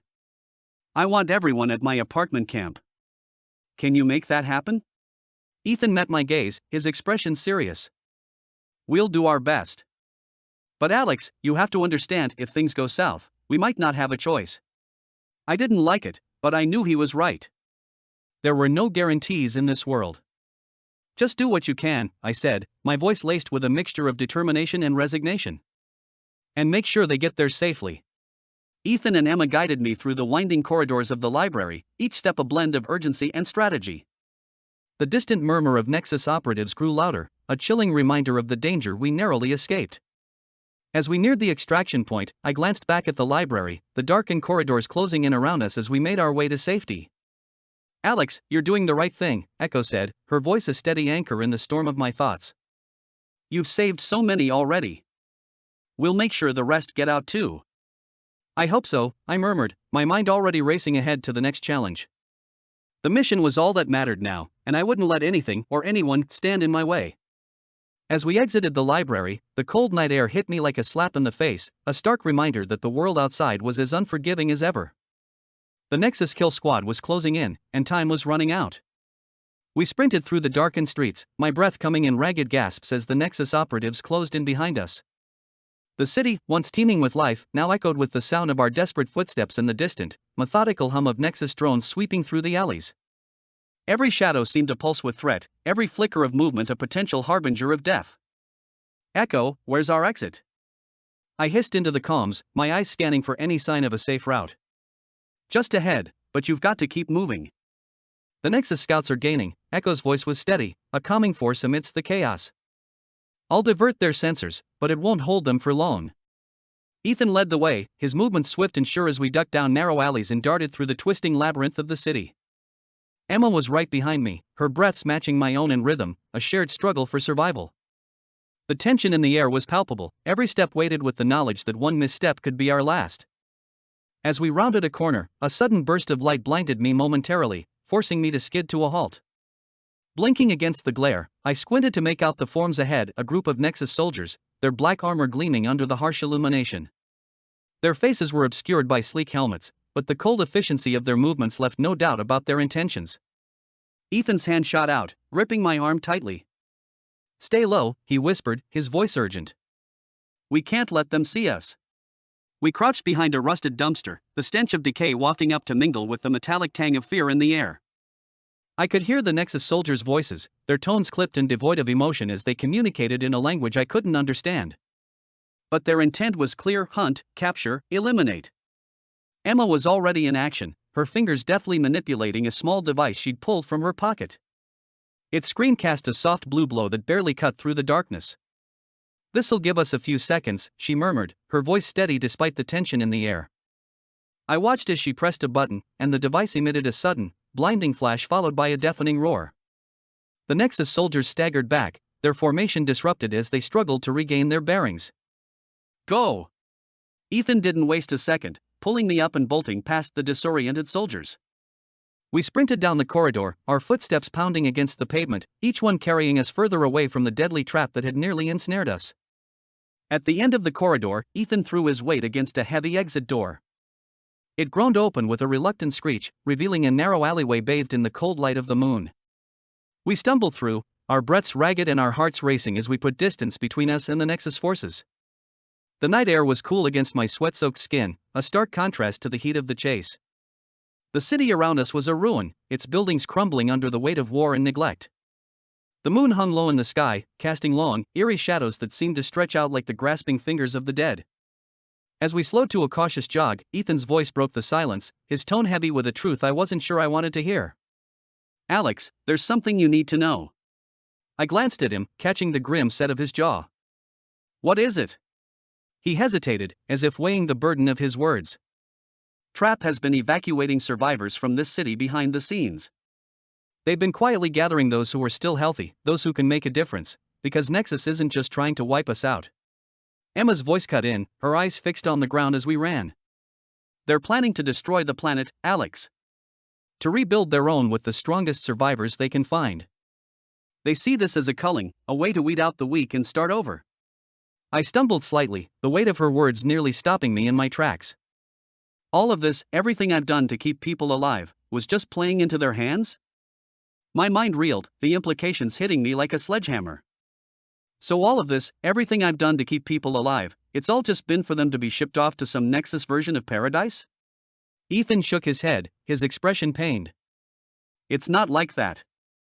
Without Trap's intervention, these people wouldn't have a chance. Nexus's plan is ruthless, but it's also their way of ensuring that the strongest survive. As heartbreaking as it is, it might be the only way these people can live through this. I clenched my fists, the weight of it all pressing down on me like a crushing tide. And the city? Why focus here? Emma looked up, her eyes meeting mine with a mix of sorrow and determination. Because of you, Alex.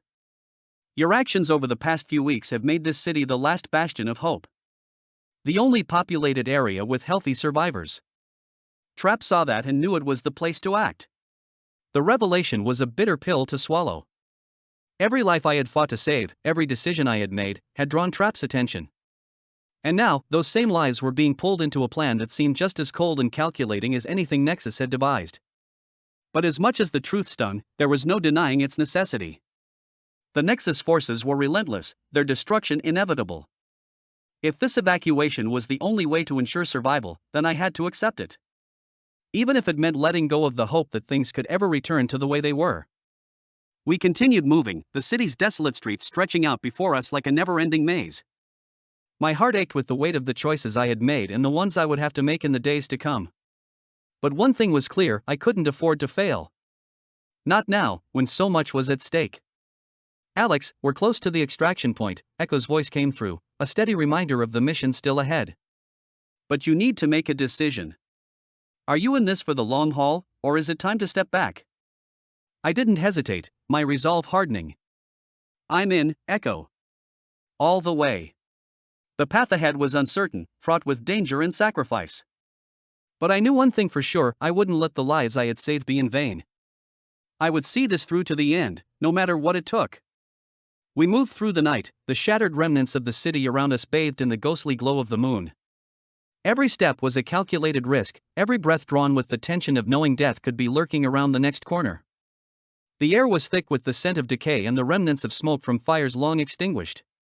The silence was oppressive, broken only by the distant wail of a lone zombie or the rustle of something moving in the shadows. Echo, give me a status update, I whispered, my voice barely carrying in the stillness. You're clear for now, Alex, Echo's voice came through my earpiece, the tone soothing yet edged with a tension that mirrored my own. But keep your guard up. The Nexus scouts are skilled at masking their presence. They could be anywhere. Ethan and Emma moved beside me, their faces set in grim determination. We all knew the stakes, the ever-present threat that loomed over us like a dark cloud. There was no room for error, no margin for hesitation. As we approached an intersection, the shadows seemed to deepen, the buildings towering over us like silent sentinels. It was then that I felt it, a sudden shift in the air, a prickle at the back of my neck. My instincts screamed at me to stop, but it was too late. We had walked straight into a trap. 3 figures materialized from the darkness, their forms blending seamlessly with the night. Nexus operatives, their armor sleek and deadly, faces obscured by the visors of their helmets. Neither side had expected the other, both groups moving under the cover of advanced shielding technology that hid their presence from sensors. But now, there was no time for surprise, only action. Before the Nexus squad could react, I activated my gentle giant skill, the familiar surge of power coursing through my veins as my strength increased exponentially. The world seemed to slow around me, my senses sharpening as I focused on the immediate threat. My grip tightened around the fire axe I had scavenged earlier, its weight a comforting presence in my hands. With a burst of speed, I closed the distance between us, the first Nexus operative barely having time to register my approach. I swung the axe in a wide arc, the blade biting deep into the soldier's side with a sickening crunch. The enhanced force of my strike sent the body crashing into the wall with bone-shattering impact, leaving a trail of blood in its wake. The second operative was already moving, raising his weapon to fire. But I was faster. I lunged forward, the axe slicing through the air with lethal precision. The blade connected with the soldier's neck, severing it in a spray of crimson. The headless body slumped to the ground, the weapon clattering uselessly from its grip. The third soldier attempted to retreat, his movements panicked and disjointed. But there was no escape. I closed in on him, the fire axe a blur of motion as I brought it down with all the force my enhanced strength could muster. The blade cleaved through armor and flesh alike, the soldier's body collapsing in a heap at my feet. The silence that followed was deafening, the stillness broken only by the ragged breaths that escaped my lips. Blood dripped from the edge of the axe, pooling on the cracked pavement beneath me. I stood over the bodies, my heart pounding in my chest as the adrenaline began to fade. "Alex, are you okay?" Echo's voice was a soft whisper in my ear, a lifeline pulling me back from the edge of the abyss. I took a moment to steady myself before responding. "I'm fine, Echo. Just give me a second." Ethan and Emma had watched the entire encounter in stunned silence, their expressions unreadable in the dim light. I could see the way Ethan's hand trembled as he held up his comm device, recording every moment of the fight. He was sending a report to Trap HQ, documenting my performance with cold efficiency. There was something unsettling about the way he observed me, like a scientist studying a dangerous experiment. Without a word, I knelt beside the fallen Nexus soldiers, my hand reaching out to extract their skills. It was a familiar process, one I had performed countless times before, but it never got any easier. The sense of violation, of stealing something so intrinsic to another person, weighed heavily on me. But in this world, there was no room for sentimentality. I activated the extraction protocol, the familiar hum of the process filling the air as the soldiers' skills were pulled from their lifeless bodies and stored within my skill matrix. Each skill was catalogued, its data preserved for later scrutiny. I didn't have time to assess their usefulness now, but I knew that in the days to come, these abilities could be the difference between life and death. As I finished the extraction, I stood, the weight of what I had done settling over me like a shroud. The fire axe hung loosely in my grip, its blade stained with the blood of those I had killed. The reality of this world, of the choices I had to make to survive, was a heavy burden, one that threatened to crush me if I let it. "Echo, what's our next move?" I asked, my voice steadier than I felt. "You need to keep moving, Alex. The Nexus will be aware of their squad silence soon. Head towards the extraction point." "I'll guide you," Echo replied, the calmness in her voice a stark contrast to the chaos that had just unfolded. Ethan finally lowered his comm device, his eyes meeting mine. There was something in his gaze, a mix of admiration and unease. You handled that like a pro." I shrugged, wiping the blood from the axe on the fabric of one of the fallen soldiers. "Just doing what I have to. Let's keep moving before more of them show up." Emma nodded, her expression tight as she glanced at the bodies. "We should go. There's no telling how many more are out there." Together, we continued on, the city's darkened streets stretching out before us like an endless maze. The night was far from over, and the dangers lurking in the shadows were ever present. But I knew one thing for sure, I couldn't afford to falter now. Not with so much at stake. As we moved, I could feel the weight of Ethan's gaze on me, the silent judgment in his eyes. He had sent that video to Trap HQ, a record of my abilities, of what I was capable of. I wasn't sure how I felt about that, about being studied like some kind of specimen. But I pushed the thoughts aside, focusing instead on the path ahead. "Alex," Echo's voice broke through my thoughts, "I've identified a safe route to the extraction point. Stay sharp, and follow my lead." I nodded, more to myself than to anyone else. The fire axe, now visibly blunt, felt heavier in my hands, a reminder of the violence I had just unleashed. But there was no turning back. Ethan, Emma, and I had been moving for hours, the streets a labyrinth of shadows and forgotten memories. Echo's voice guided us with unwavering precision, her directives clear and concise, a lifeline in the chaos that surrounded us. But then, everything changed. A sudden, sharp crackle erupted through the airwaves, cutting through the silence like a blade. It was a transmission, broadcasted on an open channel, its message dripping with malice and cold efficiency. A kill order had been issued, directly targeting Ethan, Emma, and me. The Nexus forces had grown tired of the hunt. Now, they wanted us dead, and they wanted it done fast. "Echo, what the hell is going on?" I hissed, my voice barely controlled as I tried to process the gravity of the situation. "Alex, it's a coordinated assault." "Trap HQ anticipated this might happen," Echo replied, her tone steady but laced with urgency. "They marked an area outside the city limits to divert Nexus attention, making it appear as if we were evacuating survivors en masse. The reality is that Trap has been silently moving people out of the city in small groups for days. The Nexus has taken the bait, but they're converging on your location to eliminate you before you can reach safety." My mind raced, the pieces falling into place with sickening clarity.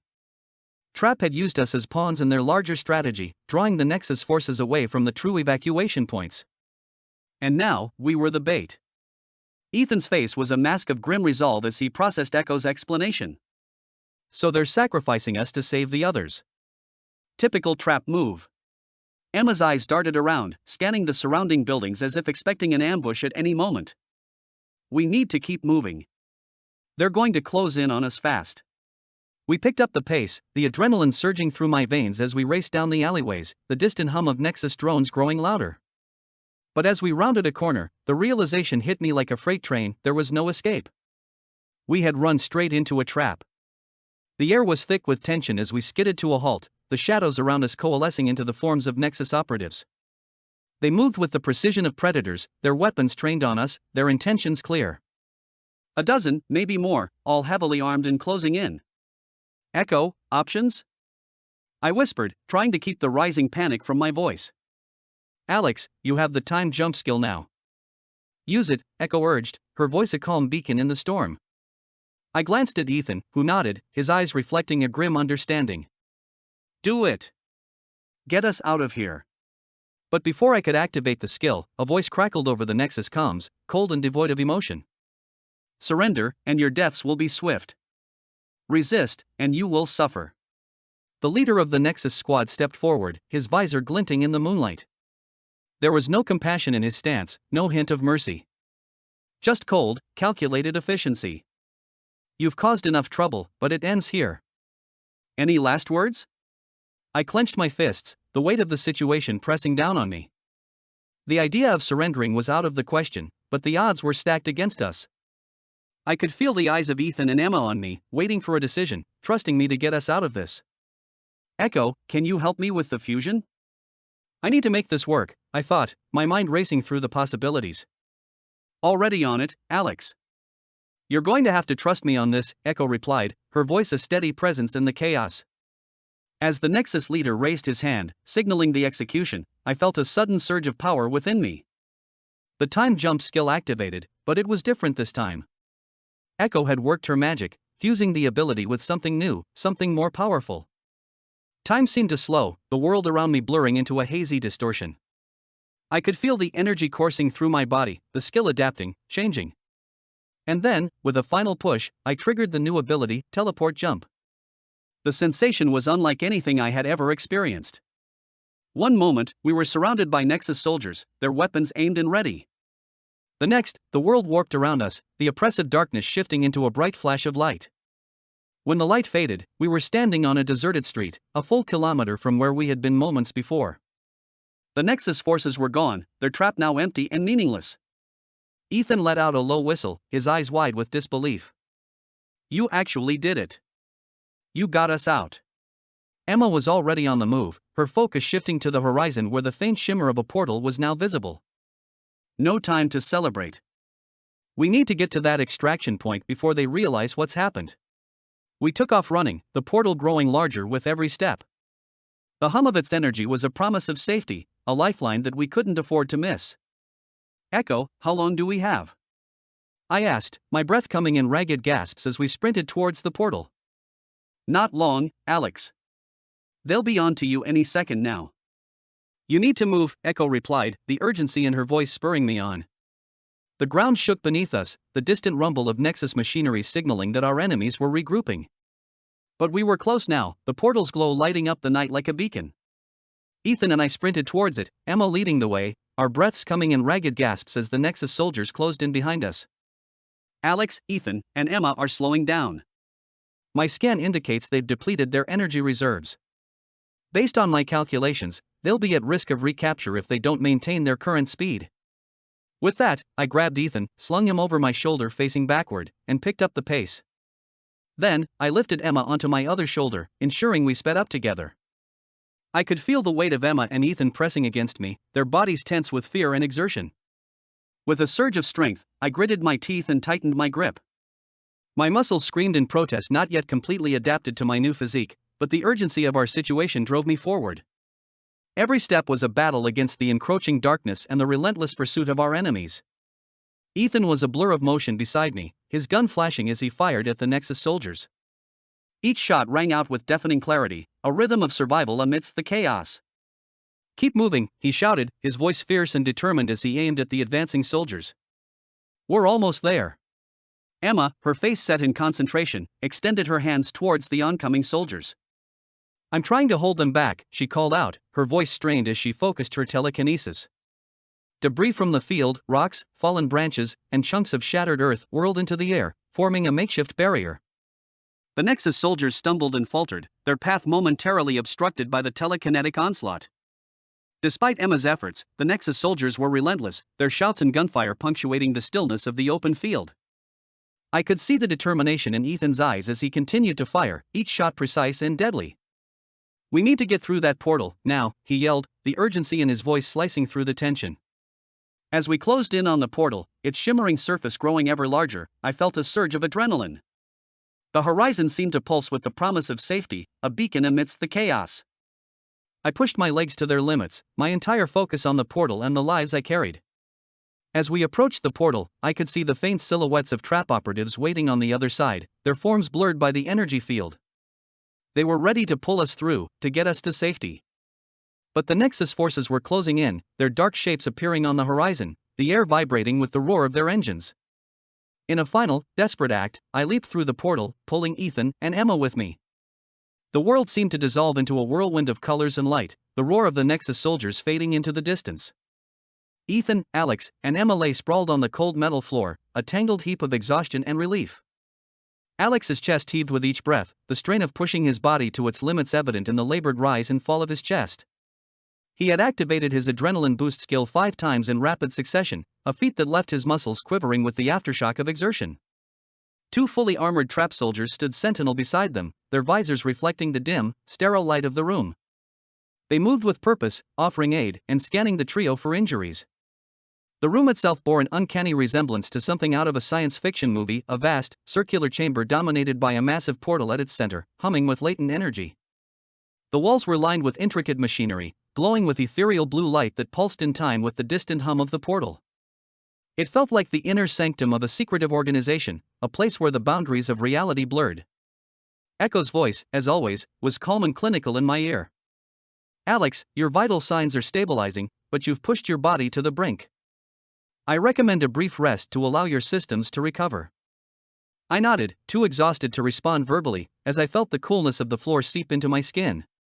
The trap soldiers were efficient, administering a quick-acting stimulant to help replenish our energy reserves. It was a strange sensation, feeling the rush of vitality returning to my limbs, but the exhaustion still clinging to my bones. As we lay there, catching our breath, one of the soldiers, his voice modulated by his helmet, spoke. You've got a few minutes to rest before the debriefing. You did well out there. Ethan managed a weak grin, his face still pale from the ordeal. Thanks, but I think I'll pass on the next suicide mission. Emma, lying beside him, gave a soft chuckle, her voice laced with exhaustion. You and me both. I closed my eyes for a moment, letting the reality of what we'd just survived sink in. The adrenaline that had fueled my every movement was wearing off, leaving behind a heavy, bone-deep fatigue. But before I could fully succumb to the darkness tugging at the edges of my consciousness, Echo's voice chimed in again, this time with a more somber tone. Alex, you need to hear this. Trap has successfully evacuated over 10,000 survivors.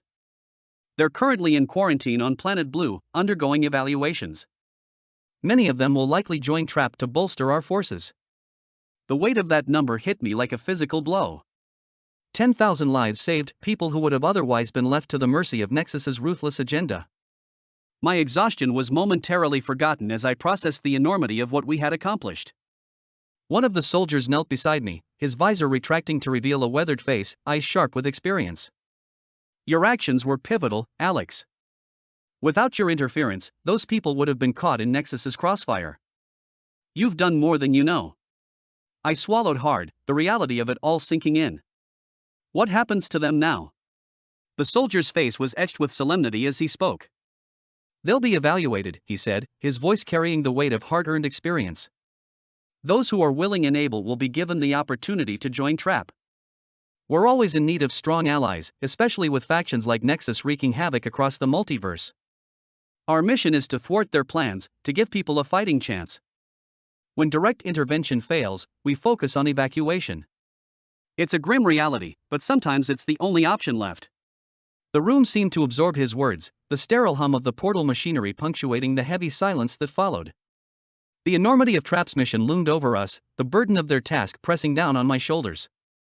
The soldier's words painted a stark picture of the ongoing struggle against Nexus, a relentless enemy that sought to pillage entire worlds without mercy. Echo's voice, always a constant presence, cut through the tension with a more urgent tone. Alex, the coded message from the first Ethan has been fully decrypted. It reveals that the planet we fought so hard to save was already flagged for extraction. The window to prevent Nexus's assault had closed, and Trap's efforts were redirected. The planet was deemed irretrievable. My heart sank at the revelation. The soldier's expression hardened further as he added, Nexus employs one of their most devastating tactics in these scenarios, inner core extraction. They strip a planet down to its very core, leaving nothing behind but a barren rock. You managed to save many lives, Alex, but this was only one battle in a much larger war. The conflict is far from over. A chill swept through me as I imagined the fate that awaited the planet.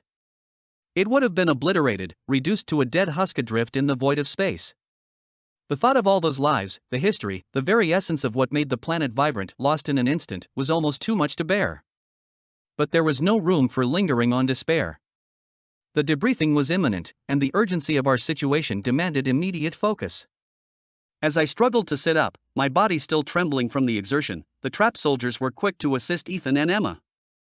Their movements were precise and methodical, a testament to their training and experience. We had emerged victorious this time, but the broader fight was far from over. Nexus remained a looming threat, and Trap's mission to protect and salvage what remained of the multiverse continued unabated. The stakes had risen, and the burden of responsibility now weighed heavily on me, an unrelenting reminder of the personal stakes involved. As we prepared to enter the debriefing room, the gravity of our situation settled in. The battle for the multiverse was no longer an abstract concept, it had become intensely personal. Our actions would determine not only the fate of countless individuals but the future of entire worlds. There was no turning back, the fight for survival had just become a deeply personal crusade. The Nexus battalion surrounded the portal with a menacing precision, their dark silhouettes merging with the shadows of the damaged facility. The commander, a hulking figure whose presence seemed to distort the very air around him, barked orders with an air of cold authority. Trace every fluctuation. I want the exact coordinates of the exit. This portal is our key to finishing what we started. The Nexus soldiers, their armor gleaming under the harsh lights, moved with disciplined efficiency. They aimed their portal stabilizer beam at the flickering remnants of the portal, their hands steady and their faces grim. As the stabilizer's beam locked onto the portal's fading energy, it began to reform, the crackling energy lines stitching the portal back together. The commander's laughter echoed through the chamber, a chilling sound that reverberated off the walls. Perfect. Even better than we anticipated. We're not just getting the coordinates, there is enough fragmented threads to reopening the portal. He signaled to a massive soldier, who approached with deliberate, measured steps. The soldier carried a suitcase-sized neutron grenade, its surface glinting ominously under the lights. The commander's eyes sparkled with malicious glee. Once this goes off, there won't be any trace left of them. Just ash and rubble. Inside the trap outpost, tension mounted as alarms blared and red lights flashed ominously. Alex, Ethan, and Emma had just begun to move towards the debriefing room when the sirens erupted, cutting through the chaos. The unmistakable sound of the portal reactivating sent a shiver down Alex's spine. The portal's reactivating! Ethan exclaimed, his eyes scanning the chaos. It's Nexus, their tech is too advanced, they must have found a way to reopen it. Alex, move this way. Ethan barked, his voice sharp and urgent. We're running out of time. As they turned to flee, Emma's grip on Alex's arm tightened, her knuckles white with fear. What's happening? I thought we were safe. She cried, her eyes darting wildly around the chaotic scene. Ethan shouted back, his voice barely audible over the din. Nexus hackers. This is going to be close. Quick, follow me to the gunship now. The outpost commander's urgent shout cut through the chaos. Evacuate to the ships. Move, move, move. His voice was taut with stress as he ushered everyone towards the hangar. The trap personnel scrambled to comply, their movements frantic as they dashed through the corridors. The Nexus commander's laughter grew darker as he observed the portal's reformation. With a dismissive wave of his hand, he ordered the massive soldier to act. Throw the grenade. Let's see them try to escape this. The soldier, his face hidden behind a cold, expressionless mask, hurled the neutron grenade into the portal. The device sailed through the air, its ominous hum filling the chamber. The commander and his squad turned their backs, their footsteps echoing with finality as they walked away from the impending devastation.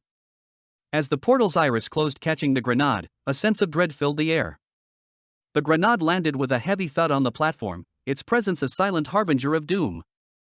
The majority of Trapp's personnel had already made their escape, but for those still within the outpost, there was no retreat.